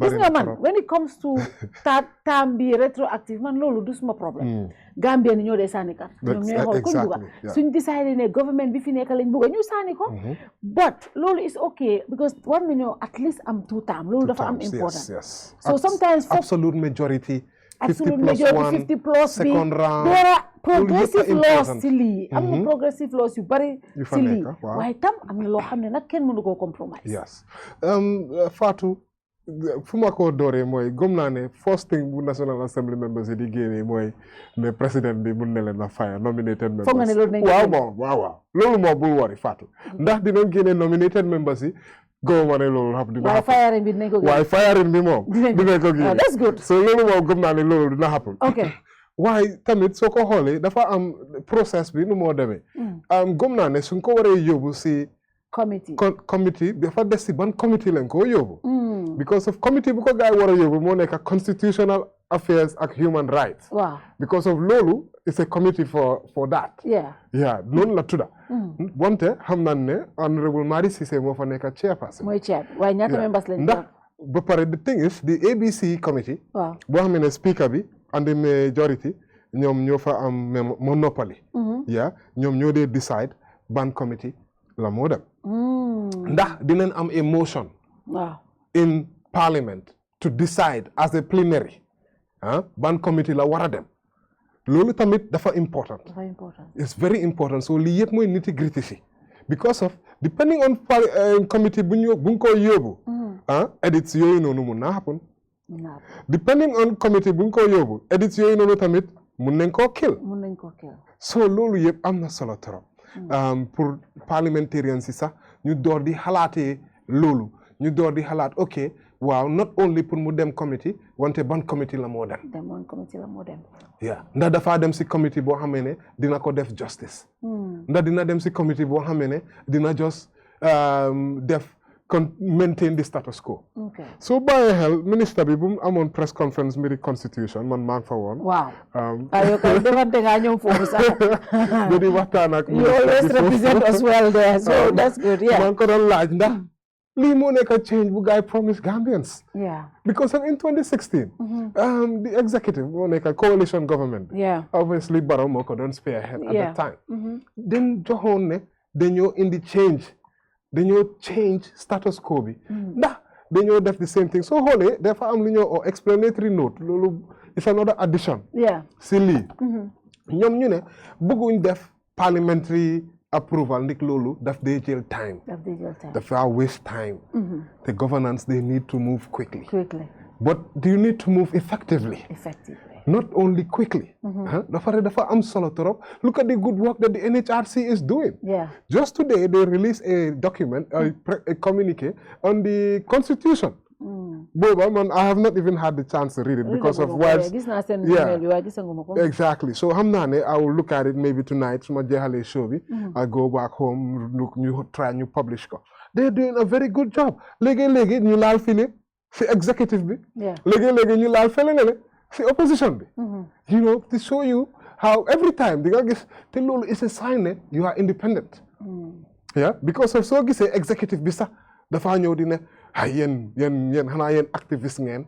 Yeah. Waaw ba pare tamit nga gis opposition bi ne yéen nekku leen di wax dara si yëfi président bi. That means ni ñoom ñaar yëpp ñu ngi leen a dóor. Yeah, so that comme ñun journaliste yi rek. Suñ amee loolu dañ dee xam ne thank God. Waaw ñu ngi neutral we doing our job. So loolu suñ ko waree génne. Dina indi institutions yoo xamee ne si suma xalaat duñ indi value for money. Duñ mun a def seen job without fear or favor. Tey IGP bi su ma joxee permit mu ngi xalaat ne man am naa boss. Te suma boss bi mu ngi war a dem def benn tour. Te yoon boobu noonu suma boss moo ko war a use kenn waru ko use. Gis nañ ko. Yeah, good. You know, so all those things is very important pour IGP bi pour mu am. Te loolu operational issue la. Dafa war a am independence. Thank you. Warut a nekk yëfi politique. You see, so lii laa nekk di wax ne gom naa ne parliamentarians yi suñu waree def justice of this draft. Comme recently rek voice newspaper problem. Xam nga bi ñu wemee State House ñu ne no dina wax IGP ñu drop case bi. I'm like, are you for real? You see? How can the executive dictate to the IGP? Of course. No, in any society, no is suicidal. No ko wasa. Why so say muy dey am because I'm gonna influence the IGP. Of course. He can hire and fire him without even making an explanation. Yeah. As to why. Yeah. So yaa ngi gis ne du am security of tenure. Yeah. IGP bi fu mu nekk nii mu ngi toog si kaw nen. Waaw. Because of moom daal move bu mu def su favor opposition bi mun nañ koo fire. And they don't even have to give an explanation. Yeah, you remember around the time one of the politicians, small brother Ahmed Jite, bam génne di wax ne no mun taka IGP ko ate manke UDPT ate former meta president or supporter more former IGP minister bi. I'm thinking, why should the IGP tell you where he belongs? You know, those kind of things. Lolu mo am tax ne IGP dafa war a independent. Very important. Dafa war a independent. Sun security dañ ko war a depoliticize. Yeah. te xam nañ ne previous executive dafa politicize the security apparatus from top to bottom te ñun gis nañ lu ñu jur TRRC ñëw na gis nañ ko so hopefully never again bi sax suñ wax ne transitional justice constitution bi dafa indi institutional transitional justice moom mooy tax independence of judiciary bi moom mooy tax independence of the National Assembly moom mooy tax independence of the security apparatus security bi di ngeen nekk di mun a am def seen liggéey ñu xam ne am nañ security of tenure ñu xam ne seen decisions yu ñoo def du based on politics you know but right now loolu lii nekk di wax language boobu noonu wante it's comme nu ma ko waxee rek I don't believe ne all hope is lost man moom dama ñëw si show bi I don't want to give my own personal opinion. non ma xam ne ak yow moom. man maa yoo defar rek. I don't want to give my own personal opinion. because su ma dooree di def loolu noonu. I think it might influence even some people. It might defeat the purpose of enlightening people. But man, I believe, like I said, there are certain things you have to compromise. Definitely. Let's give it a chance. Then the committee stage, new hall, and more possible. So if we go to committee stage, Abdoulie, and then the National Assembly members, they make edits. But then the key areas, like the independence of the institutions, especially the excessive powers that the executive has, they are not able to edit that. At that point, what should we do? Should we still vote for it? Or should we say, hold on, this is not what we want? Because, you know, that's how we should put pressure on our National Assembly members. Because for me, I believe in something. Look, we spent already 100 and something million for the 2020 draft. The Gambian people must not spend another millions for something that is not going to work. Because some people will tell you, oh, let's go to committee stage and then we go to referendum. If we go to committee stage, you come to us, you know, we don't have our wishes there. How much money are we going to spend to go on referendum? Millions. More opasaloon spend CRC. So before we get there, we must get it right. So at what stage should we say, okay, goodbye, but okay, yes, we embrace it. At what stage? Do we need to have, I believe we cannot have everything, but at what do you think at minimum we should look at and say, look, let's get these ones right? Yeah, Father, you know, very good question.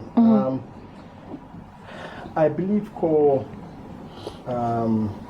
compromise the understanding. Yes. I believe there are certain provisions they are so important. Will many compromise la. Yeah. For example, term limit 2026. 2020. Yeah. It's not a problem. You know, because no one as a would actually be worse now. Yeah. Because unlimited. It could be suspended. Yeah. You restart it 10 years time.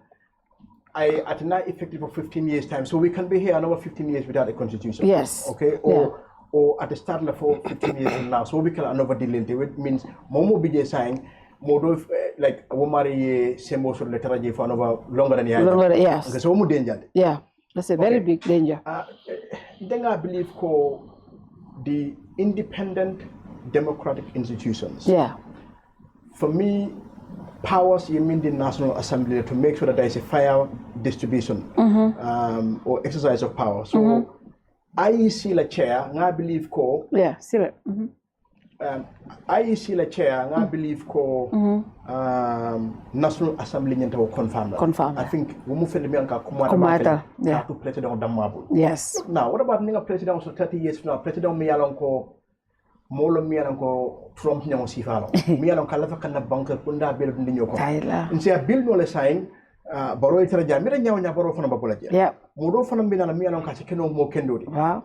Bali Sanjitan Nanyaro or Sanjitan is a most of no Mialonko, President Kurulon Koya Jaminong Sifa. Mialon Katakul Beka, Abilata Kamrun de Komakana Pultaren. Never Sifa and the Yen Sembe Sifa de Wala woman better. Oh, Abinyamin Science and what about Public Service Commission? You call Binyamin Jamfon. Yeah. Honey Public Service Commission, could be on Kunya Kankafo. Yeah. Public Service Commission for a composition. Yeah. Yeah. Yala Binyamin saying, lawyers and stuff like judicial but hani public service commission judicial service commission will form a membership ilata expanding. Kan fonko do ngam judicial service commission saying they want to bring ngam from the Christian Council, Supreme Islamic Council. Yeah. Isa more bunda to mi alon ko ite president o lafta mo le mi alon ko ilafta mi bola kala. Yeah. So ni lafta mo do tambon na saying kam ko bani appointed as the chief justice or as a judge. It is something. Yeah. Even though you were trying to even mean the optics will be cool, if try can to be bodies will being representative in the but the ulterior is to widen the scope, but whatever more like yeah. Okay, so Wodol Kumada Bakele. So Auditor General Wodol Fanakuma. So Namira Kodal Natra a symbol 2020 symbol in the National Assembly. Okay. For example, appointment of the Secretary General. Yeah. Okay. Kabinga Delta Markajaran some time ago, we don't cultivate alonko, okay, Secretary General Manke Mudimialanko, Rasilo Kandamaya Mari Tomon, Dimajima, Abikala Mudimialanko, season Fonkolon. So, so we don't accumulate like Hanason, but the worst case scenario for maybe compromise kind of word, just some level. For me, like ministers, I don't have a problem. These are political appointments. Exactly. You know, exactly. Ordinarily, left a honey minister. Yeah. I came with me along people of integrity. Okay, me along with the National Assembly, I code. But integrity chapter. But integrity chapter, you found one paragraph 5 on the whole of leadership. Chapter 5. The minister, you know, when the minister was defending that, I was like seriously. And the education part too. Education. It's very important. Education, right to education. So it's kind of saying that, okay, so maybe Secretary General or Cabinet Secretary will do. Yeah. Generally, more than President, I'm not going to be now the Mayemo from Borreg. More I certain experience. So what do you know, President? At least in Africa, okay, you still retain certain presidential powers. Yeah. Okay. But the IEC will do Kudol Bije or recording of nominated members will do believe that will do Manana Falena. Will come back. So yes, compromise but a compromise at the expense of really constitutional credibility dialogue extend that about a constitutional wrong because more can be correct item. Yeah.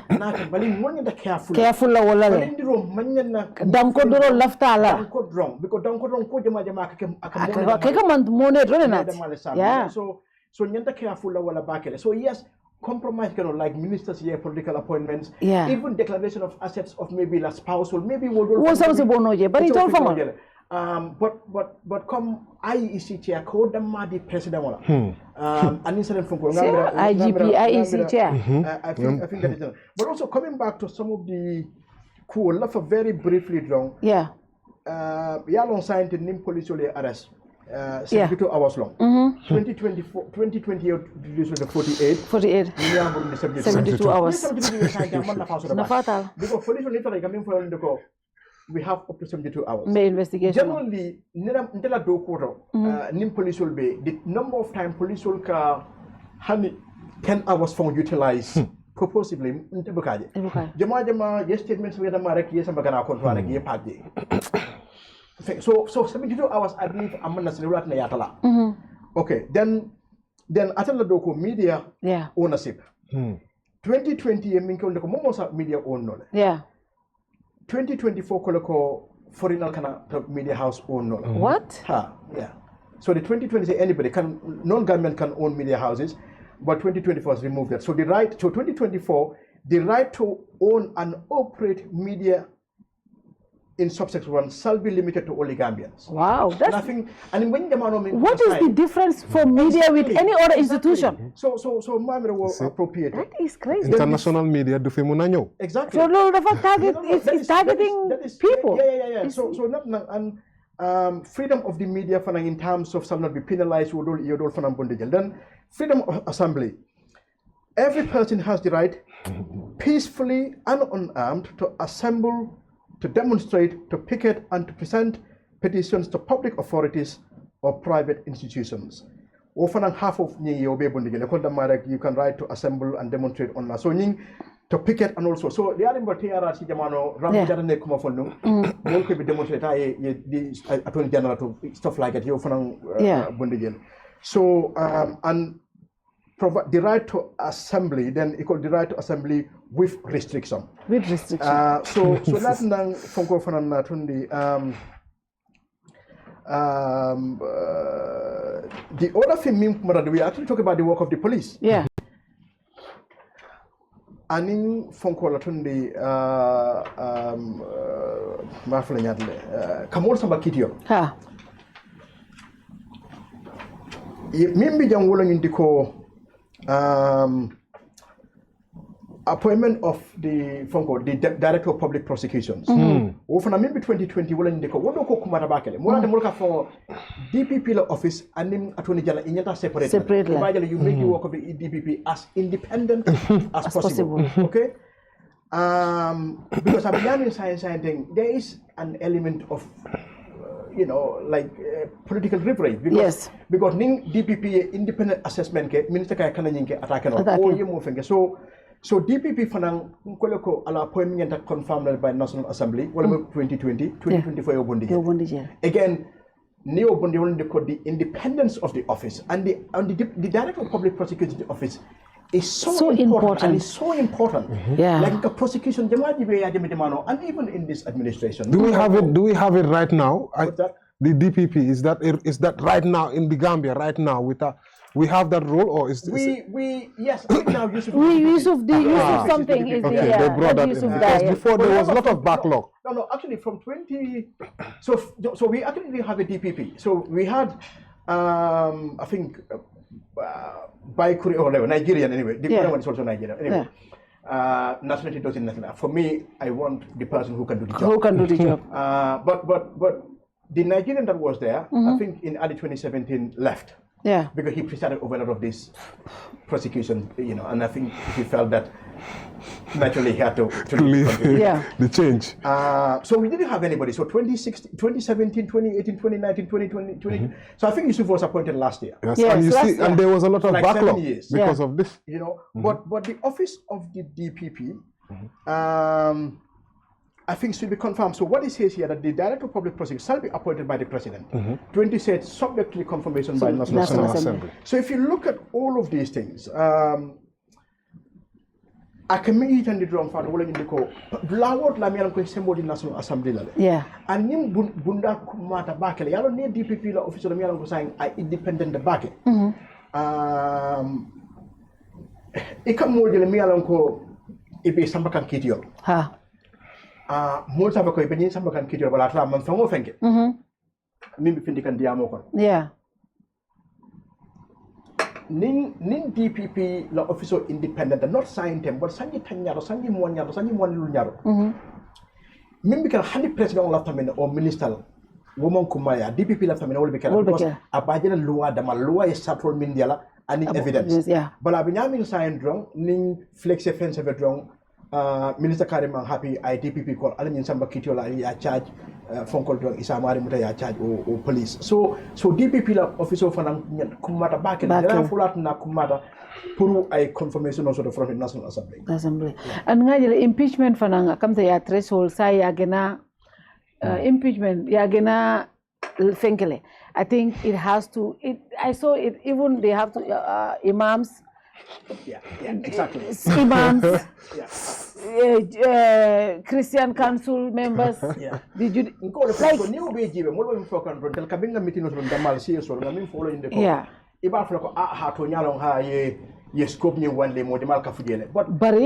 they make it complicated. But remember, for a reason. But remember, impeachment is so serious. It is.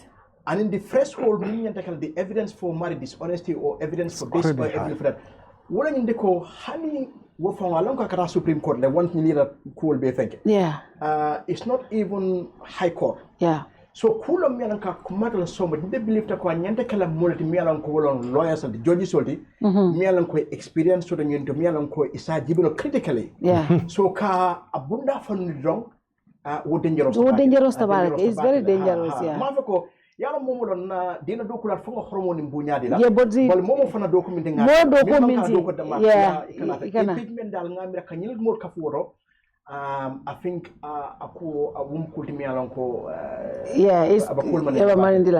and another important thing is the decentralization.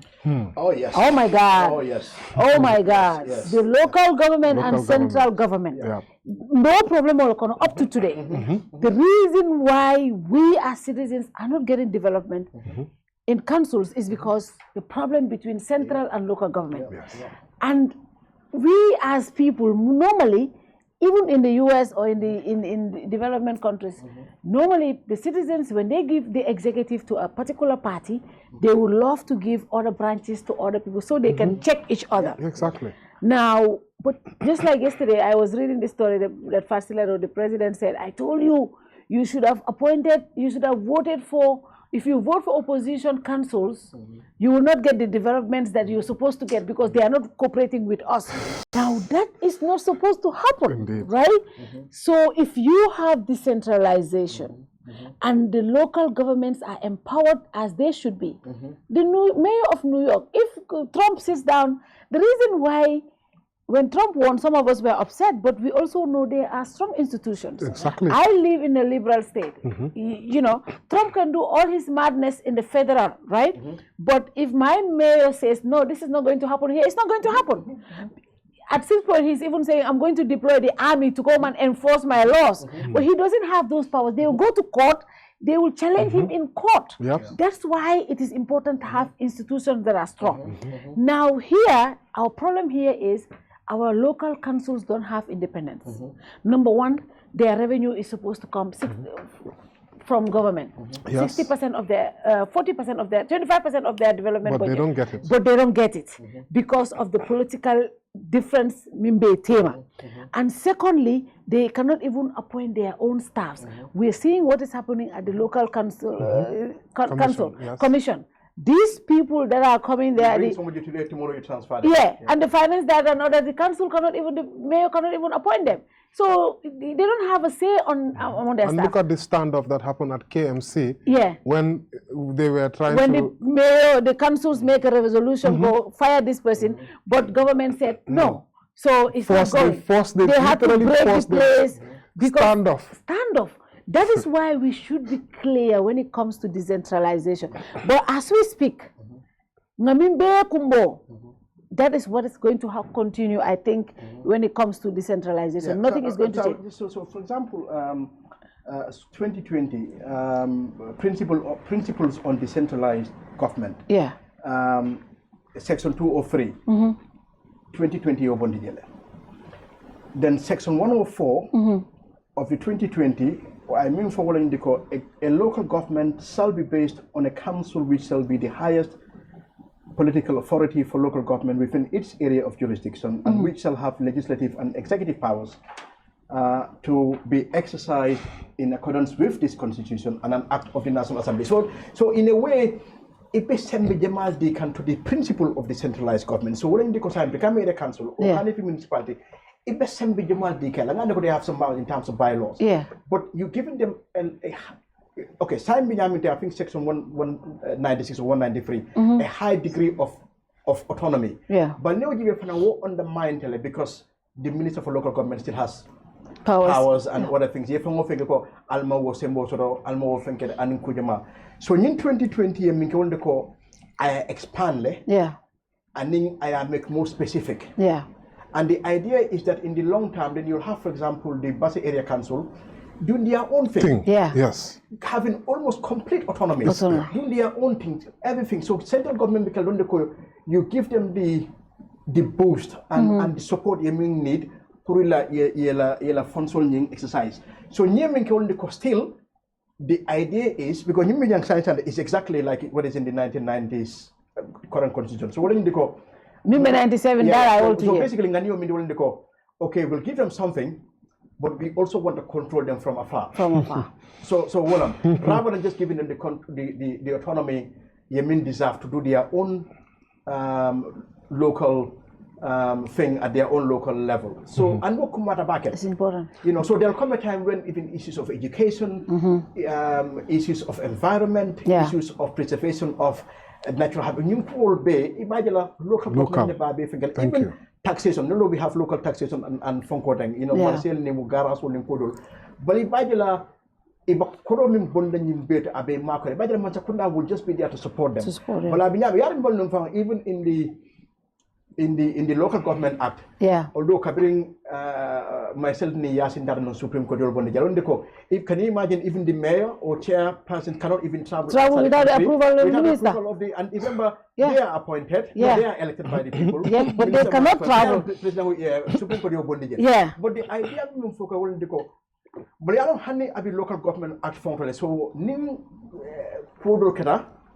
at some point, the minister recommendation, the president can actually intervene. Although under exceptional circumstances, to take over, dismantle the council will obey. But in Dolby will obey because Ningil Keta for local government act will be falling. So when this is passed, for example, then all the legislation, local government act have to now be aligned with to be consistent with this provision. So new can imagine wo kodul mi yalan kwata mo sambala nyata will be the kala. But mimu kodi wala nyinde ko amda ko masa kunna lataka sembo do di local government lale but il lataka nga sembo di la bal sembe de ma fana nga tala jam pour nim fi gada ngi sabana. And I think that you wo manke condition nganyo mi wonde ko nga sembo di nyilla Ibajal for do cook atra without all this unnecessary restrictions and hindrance. Flex, local councils.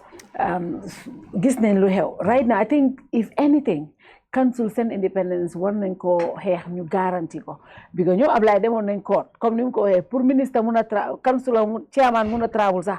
So come minister wa hene do muna travel to them. So there are a lot of things, operational issues. You have the ministry when you approve balan ko muna def ak yun. So there's a lot of control. So especially if they are not in the same political party, then it becomes a problem. And learn more they have the resident they effects of lolo.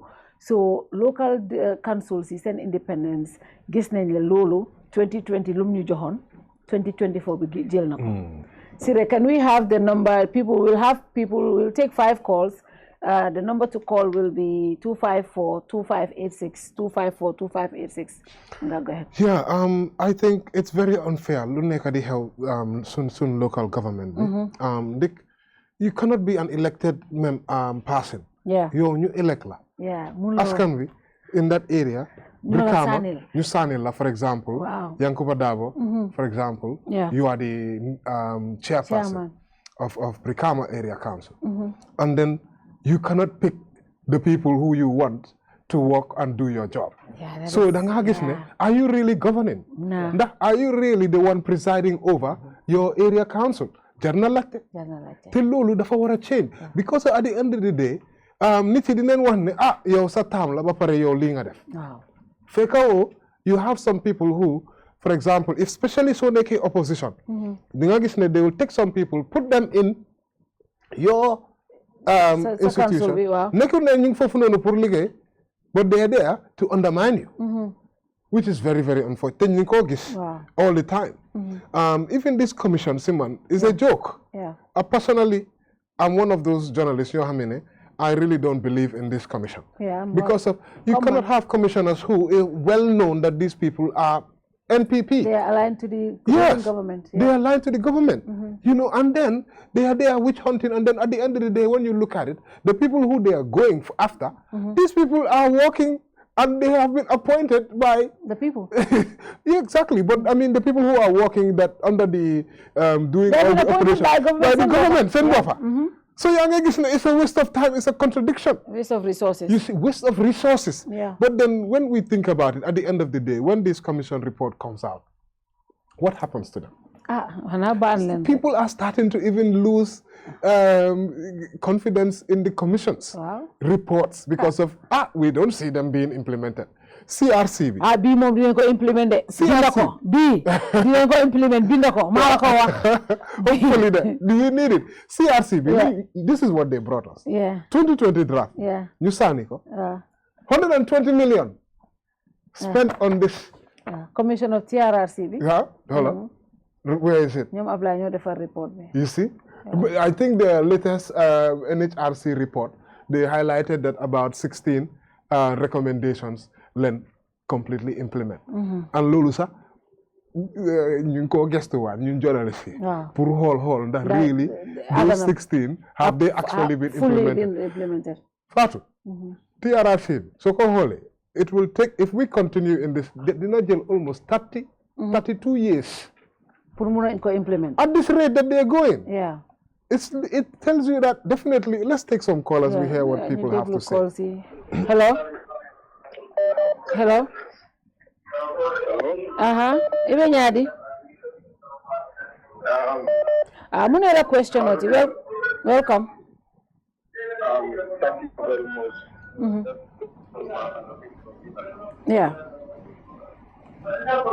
ibe min talala ibe fonko talala ibe min lamoy kay ba talala do mandi yam okay go ahead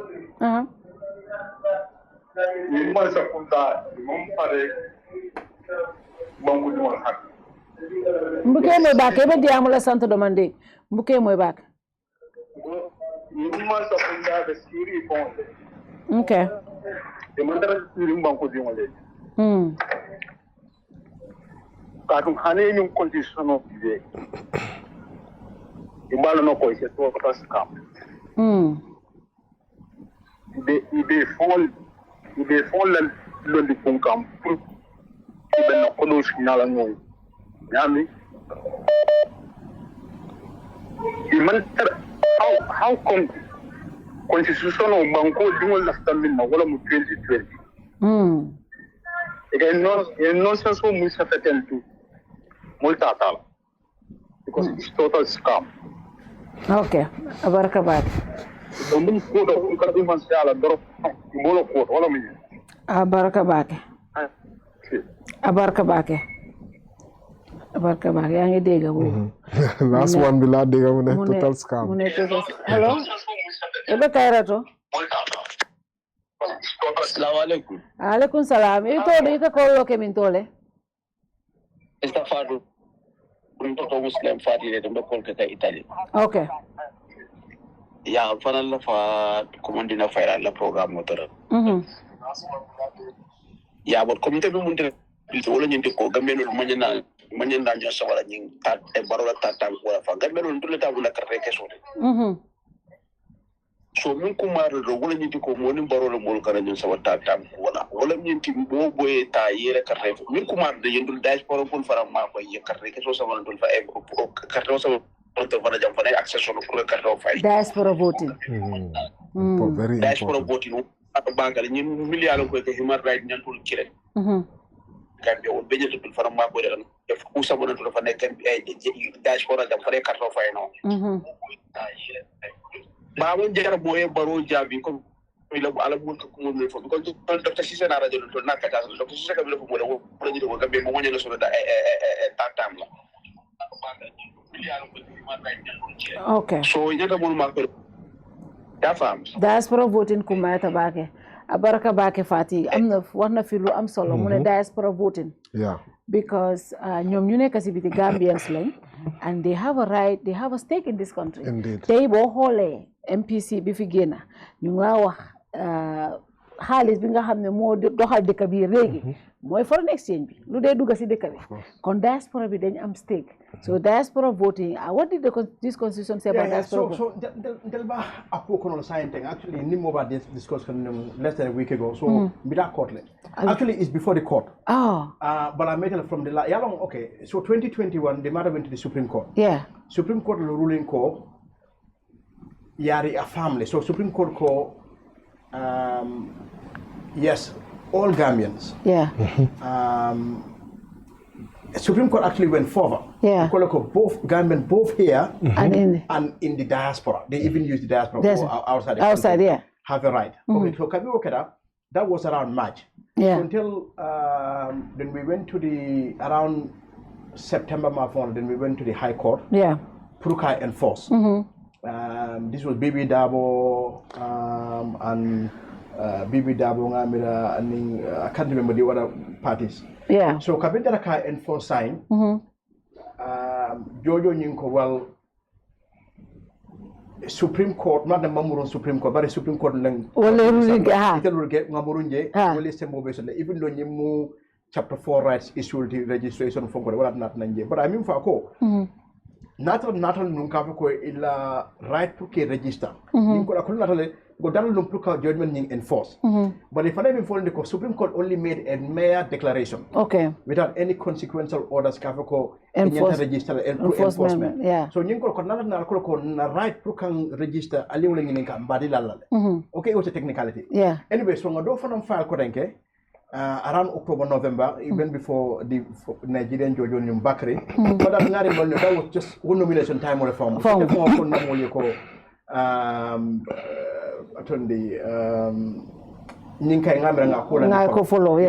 Nimo, but I'm kind of signing. I think we will file on in the new year. Oh, that will be interesting. Yeah. Hello, Bekarato. Hello. Haradom. It already be called Kakamintol. Mr. Banyu, England. Okay. Munela question or contribution? Yeah, me a question. I come in the ila line ko break le mbuke mo ko nyaadi ni election president ha ni mbuke mo afo sa ko nyaadi afo ko tanke ko ni on party ila line ko break balake your line is breaking okay please do that again hello assalamu alaikum maalaikum salam ito do ko mando la min tol mbi jandro la min konta jama okay jamani we nyaadi abi jam ala programme be diaren so but ndi men so de membo ko diaspora voting maybe for next government but government is on because yalla ni melantel kanjam you know, maybe next government was a key, because if it's Limbaliam and Key Kang, Yalan the diaspora and old double at a Jerek, make it a Senegal or a Gambia. Okay. You know, government voters box colon level style, because Barobe Minke Kang, like for me Kumata, like maybe I try, Yella family more 2026, but I will Gambia, Okay. But Alfana left the carte for diaspora, could he? Yeah, of course, because I don't the opportunity people like Kaito will sit up, but Kaito Melbourne, they have the intention to vote, but it actually because government must lodi.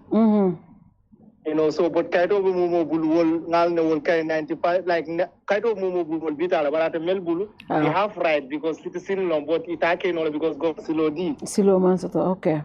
And then Naba Anyama by right, Nico Tilum, the Denta Bancola, Mobile and Yandaka. Tonya on a kind of camera for Gambia, the Botaka Label to Namira. Tonyalo. Yeah. Okay, Abaraka. The family were diaspora voting is very key to them. It's very, very key to them. They're interested in and I think it's the right thing to do. Indeed. Yeah. Hello? Nam? Abitata Sangori. Sa abitata. Okay, Ngolata applying in Parliament, a lawyer, Ndola constitutional minister ni ye president elect on party tickets a winter, but on Lord on another party problem also. Ya expelled from the party. There is a kind from the party. When the company kill a sitting retain because you are falling. So, but name president lawyer minister for water. Okay, I need left them for a lot to be go Fernando. Well, we need to go.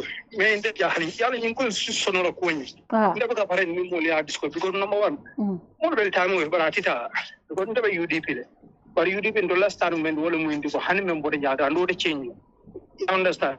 So, one and end up time always have because number one, more energy may use count 2024. Monana Cabin 2020 draft nata, signal or minakang, more the same energy use. You see us all member. If I'm going to sign the way I did before, when I want the same thing, okay? You understand? And on covering the data, you throw out. When I name the same energy use, I reintroduce Naimurna to the video boom for sign. So anu Google peje Gambia ro nyade hadlo kulale because yeman sajele e ke sumane nimbaro nyol soksita in 2024 tada wala be start la ko ya jami mengi ito fan na ko be start la wol because si babala la ko sign be men ni ga nyaw sotale you understand but Gambia no ida ta be ya mo be da mo be len tala nyoga nya bala ni 2020 draft samana wala ko be la constitution but ni soksita rek ina dole fana sambalna because si kamen discussion mo ndi Gambia no ko man ko le understand so arinya be succeed la mi succeed tani rek ab yan fa yemi dala fen kurunu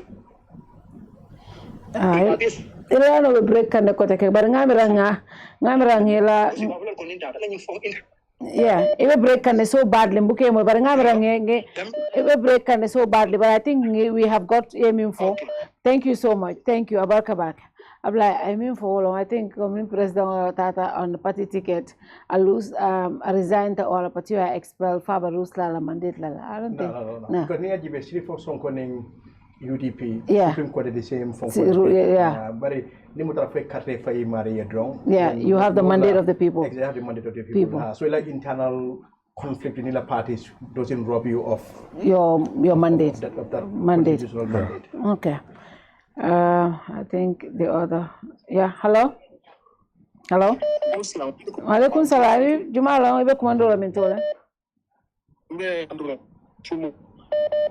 okay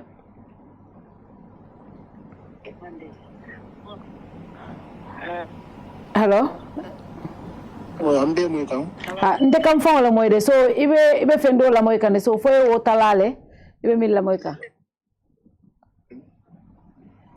and then you're breaking so bad ndolda mama bad internet to the alfana Europe ko la bad internet to the so Italian call ani Angleterre Angleterre bodo ya sai hello ndre call kan bari network ko man betade ndre it take a break lentil buke mo from this end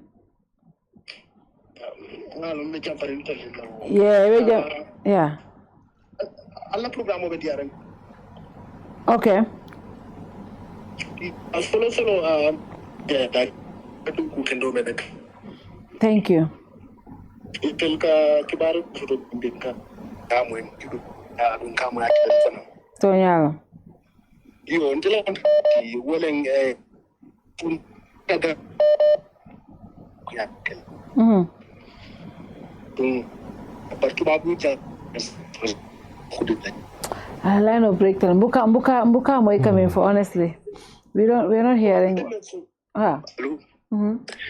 and time at yetu babu e kaje ba ko de tabe tam gambe no lon time nyata al jude it's breaking so bad I cannot even hear him man someone mo ko dega so it's bad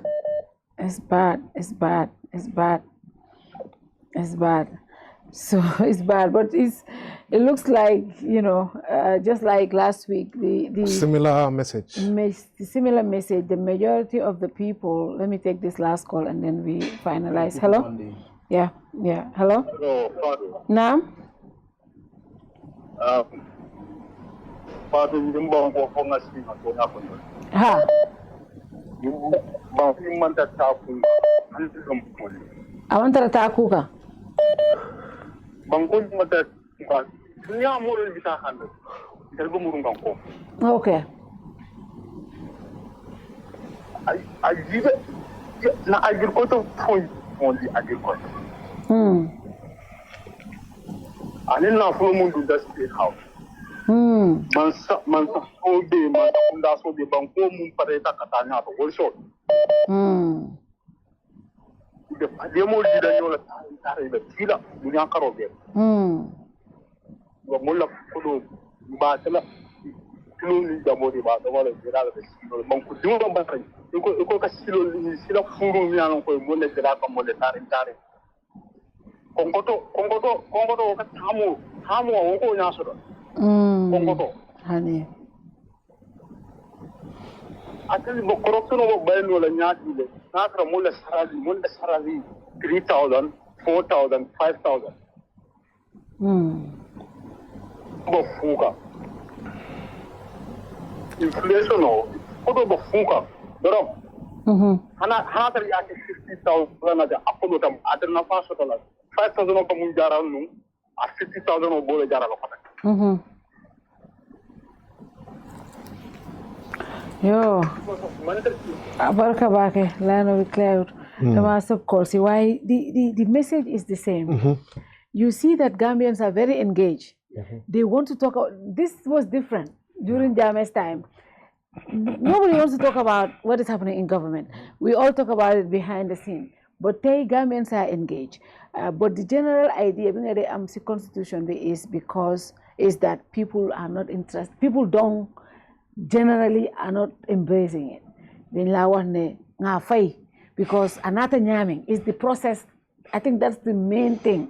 The ownership that, when it came, when Mari called it the borough draft. Yeah. The borough papers. And people started saying, Barola Kaitolom. People gave the ownership to president. And it should not, that mentality alone itself, made a lot of people say, why should I take something that is the president? He only protected his interests. So there's a big challenge there for us, all of us, civil society, the media, and traditional leaders. And I'll try to invite local authorities as well, like chiefs and alcalos, to also talk to them on this show to look at their opinion. But it's important that, we have a conversation, because if this is the gauge, this is how we do surveys. Definitely. If this is the mentality out there, this constitution will not pass. And I wanted to say, I hope that the likes of International Idea can even come to your program, because of right now. Yeah. They are in town.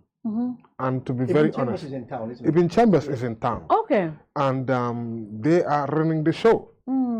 They are meeting political party leaders. Yeah. They are meeting different stakeholders. What's coming out of this? Yeah. Because the last time when I wrote my publication, I touched on it, and that the Justice Minister said that, that there was consultation on this 2024 draft. Yeah. And that International Idea were the ones who were writing the report.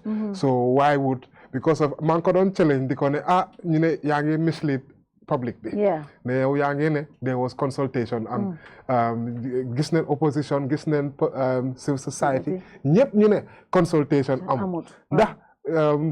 What can you say? Wow, there was consultation indeed, but for international them then Abuja. A lot of Gambians are saying that do they need all of those things? Yeah, look at the people you see, on this. Yeah. So I think it's important for let there be that forthcomingness. The minister shouldn't be saying that, oh, if you want to know, International Idea have written this report, come and we'll give you the document. Just give us the document. Yeah. Shiako. Yeah. Because of Nilogari, on that day, they said that they were going to release the explanatory note. Yeah. Man, thank God I have my journalists around. And they questioned the minister. Yeah. Minister, yangi wahone tay dinga in the explanatory note. Yeah. Anamu. So, and when we are still putting the last, dotting the T's and, the I's, dotting the I's and, crossing the T's, so then, but thank God, because we asked that question, like the next day, they were pressured to bring it out. Yeah. So I think that journalists definitely, advocates have to keep knocking on these doors, asking the right questions. And I hope International Idea can come.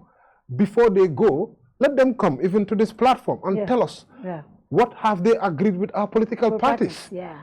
And what is the kind of engagements that they are doing. Yeah. I think that is very Gambians deserve to know this. They deserve to know that. Abdullah, I have a lot of people calling. I will not take any calls, but when we come back next week, you can call again. We will open the lines. That way we will give you more time to call, so you can tell us your opinion as to what you think. Finally, Abdullah, what should we do? How do we engage our National Assembly members? Right now, there's a lot of things we all believe should be edited. We believe there are things that we cannot compromise on. Now, what approach should we do? Especially those that are going to vote, because they are the ones that matter. Those 53, They are the ones that matter right now at this point. You know, I think Flex already alluded. So it's a bit of an yourself. So it's at the moment it's a bit of a.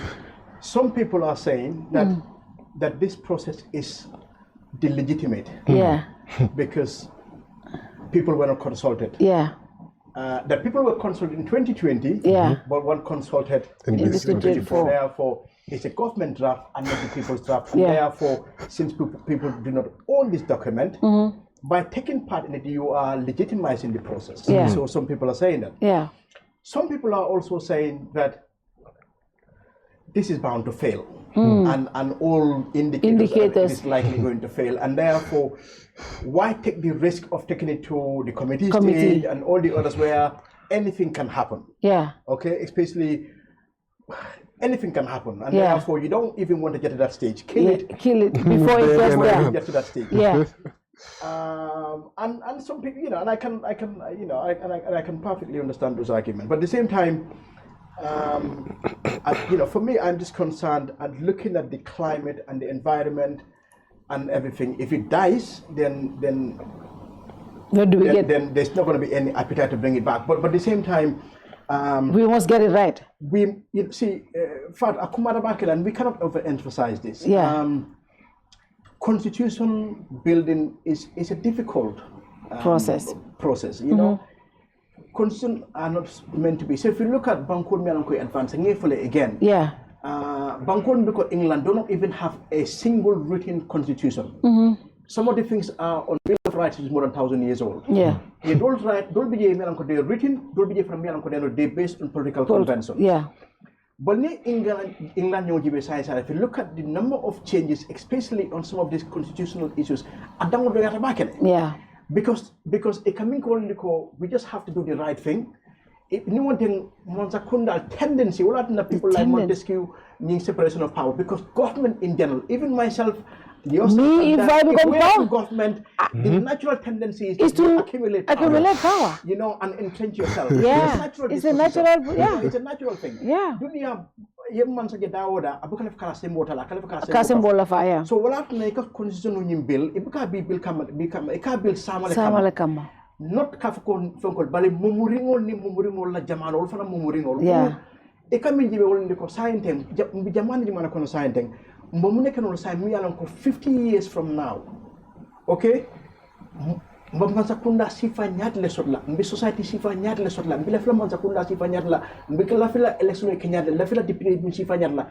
Ekole be mira. So liye wo mira, yen nyinin karoke, yalon ko nyinam jabiro nyinde, yena consumer bill along those lines. Yeah. But nye consumer bill kaveko party kama, o mo kama, always akafail. Akafail. Walat na yajim ta fail because yajim ka fail ta.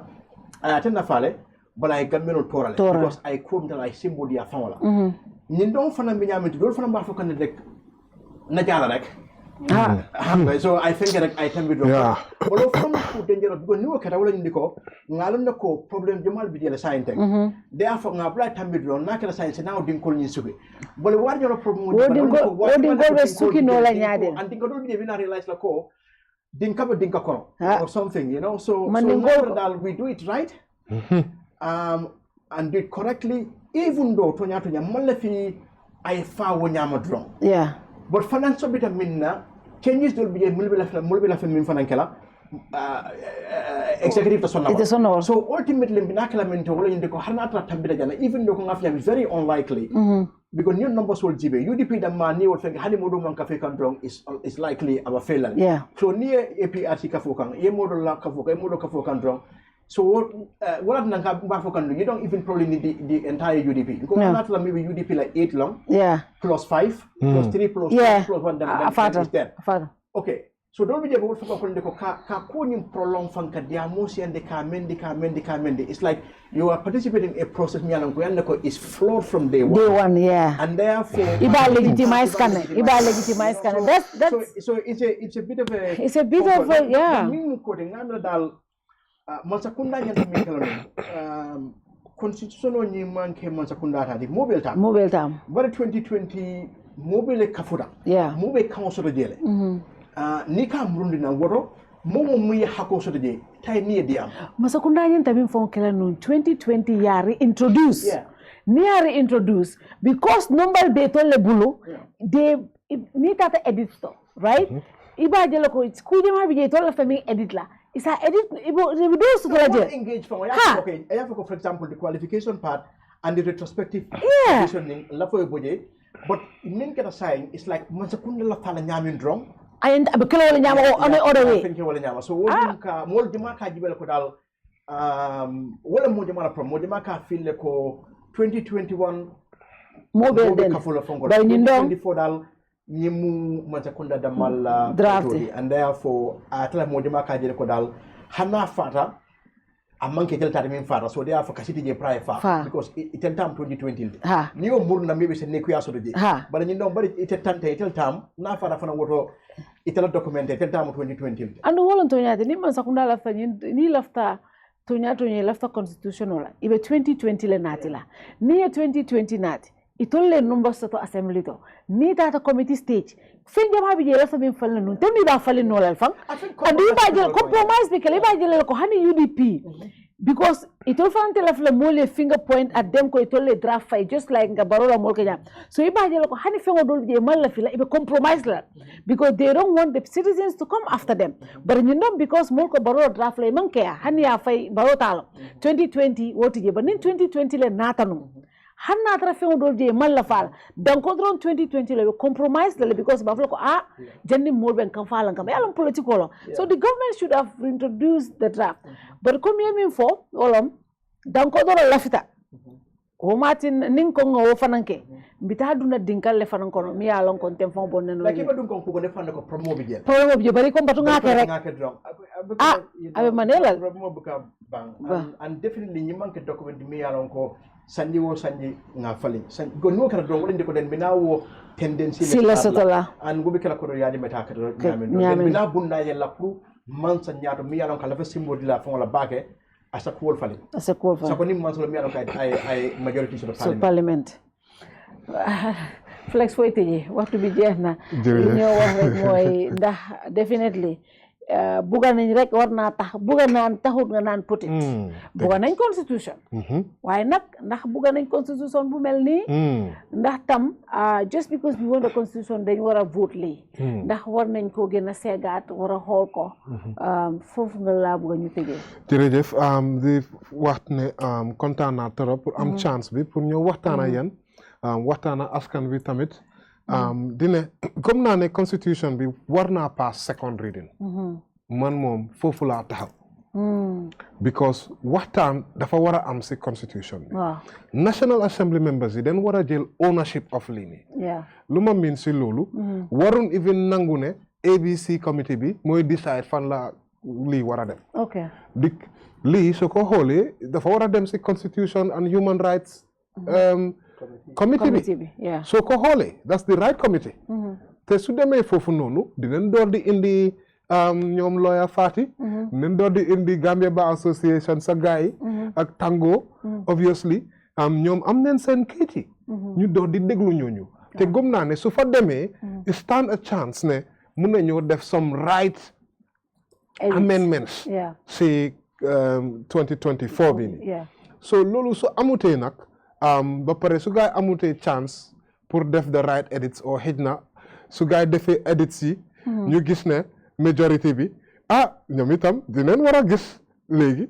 su loolu su happenee léegi dinañ mun a gis askan bi dinañ mun a gis ba pare obviously foofu tamit if the right edits ñu ngi fa maybe mun nañ koo pass you know ba pare obviously if the right edits amut then maybe opposition bi tamit dinañ mun a wax ne still am nañ power bi si man opposition bi ñoo am power silly because of once opposition bi ñëw together ñu ne non lii du pass lii du pass so jarut ñu use seen doole bi yëpp léegi si second reading bi su waree ñëw next year so foog naa ne loolu su happenee I hope ne am nañ chance pour ñu am some proper amendments ba pare ñu am something loo xam ne might even be man si man su ko gaa yóbbi the Constitution and Human Rights Committee let them just do reverse back to 2020 mun nañoo def loolu why not ñu am doole bi di You can just say, you know what? This is the 2024 draft. You amended the 2020 to turn it into the 2024. Introducing Lolo Amud process? No, for Lolo Warna and process. They could amend back to the amendments, yes. There are certain parts of the 2020 that also among issues. Issues. Yeah. So Lolo Chancellor. 2024 also has certain provision that clarifies certain areas. Yes. People were concerned about the issue of marriage. Yeah, marriage, yes. Yeah. So exactly. Yeah, so citizenship, certain things, So you there are certain parts here, but there are certain parts in 2020 that also streamlines certain provisions and make them less less lengthy or lengthier than the previous. So so you can chop and change. Why? Once more halal moy. You boss button, button. Wow. Flex. Reverse. You boss bella button. The committee is the composition of who is there. But you know what to begin. Abdoulie, the final message mo munati. Minu beji rola for jani me muna next week. Mune la final message. Akuma da bake ko constitution lo soro bake fam but mbaming emphasize la wala nyindi ko constitution so mi ko gamino lapta wala and mi yalon ko fanan aba melale raba drong ay ken tanko drong kote rara drong ay ken tanko kote nga constitution so mi yalon ko gamino lapta wala. Flex, Dan, Abdoulie, thank you so much.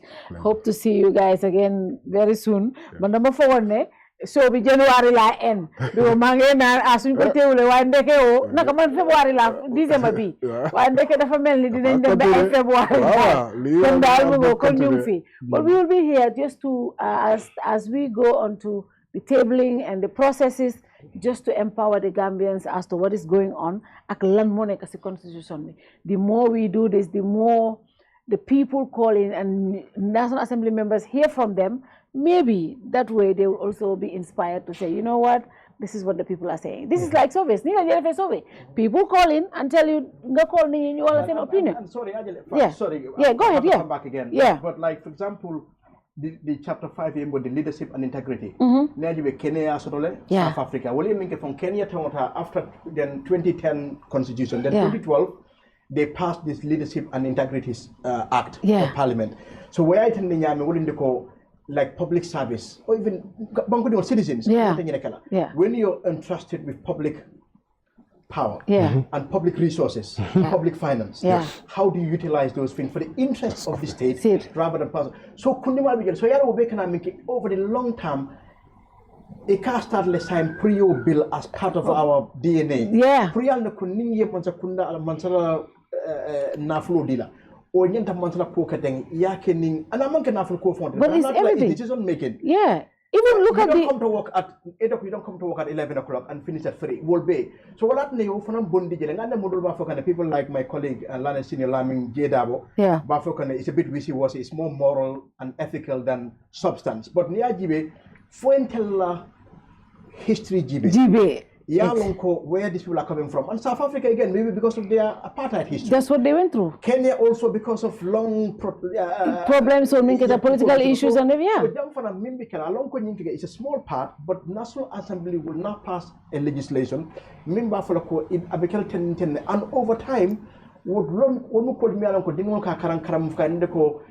leadership and integrity when you're in public office or a citizen, as because I follow but also we as citizens.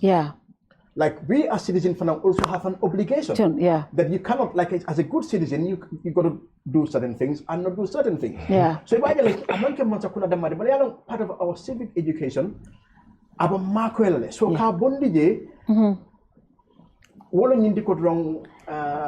it's good for good governance. It's good for good. And I mean, look at you bring Kenya example. Kenya, for example, the independence of the judiciary. A whole presidential election was nullified by the judiciary because they felt there were irregularities there. And the reason why that happened, because they are so independent, they have strong institutions. Very, very. Recently, the president, they impeached the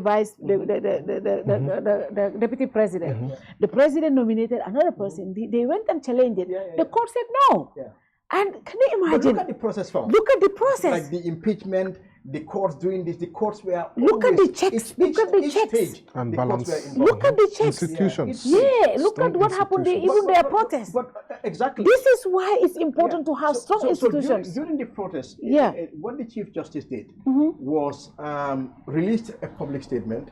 So the courts were open for a long. So, for example, if the courts closed at 5, they were now open until like 10 p.m. 10 p.m. too. So that people were arrested, they were brought in so that they can be granted bail. So that is now the court itself saying that it's a service provider. And because this is an unusual period, and therefore since there is a large number of people were arrested, and knowing that they were probably arbitrarily arrested, then the courts as a service provider, the courts being part of society, been there to make sure that people's civil liberties were restored.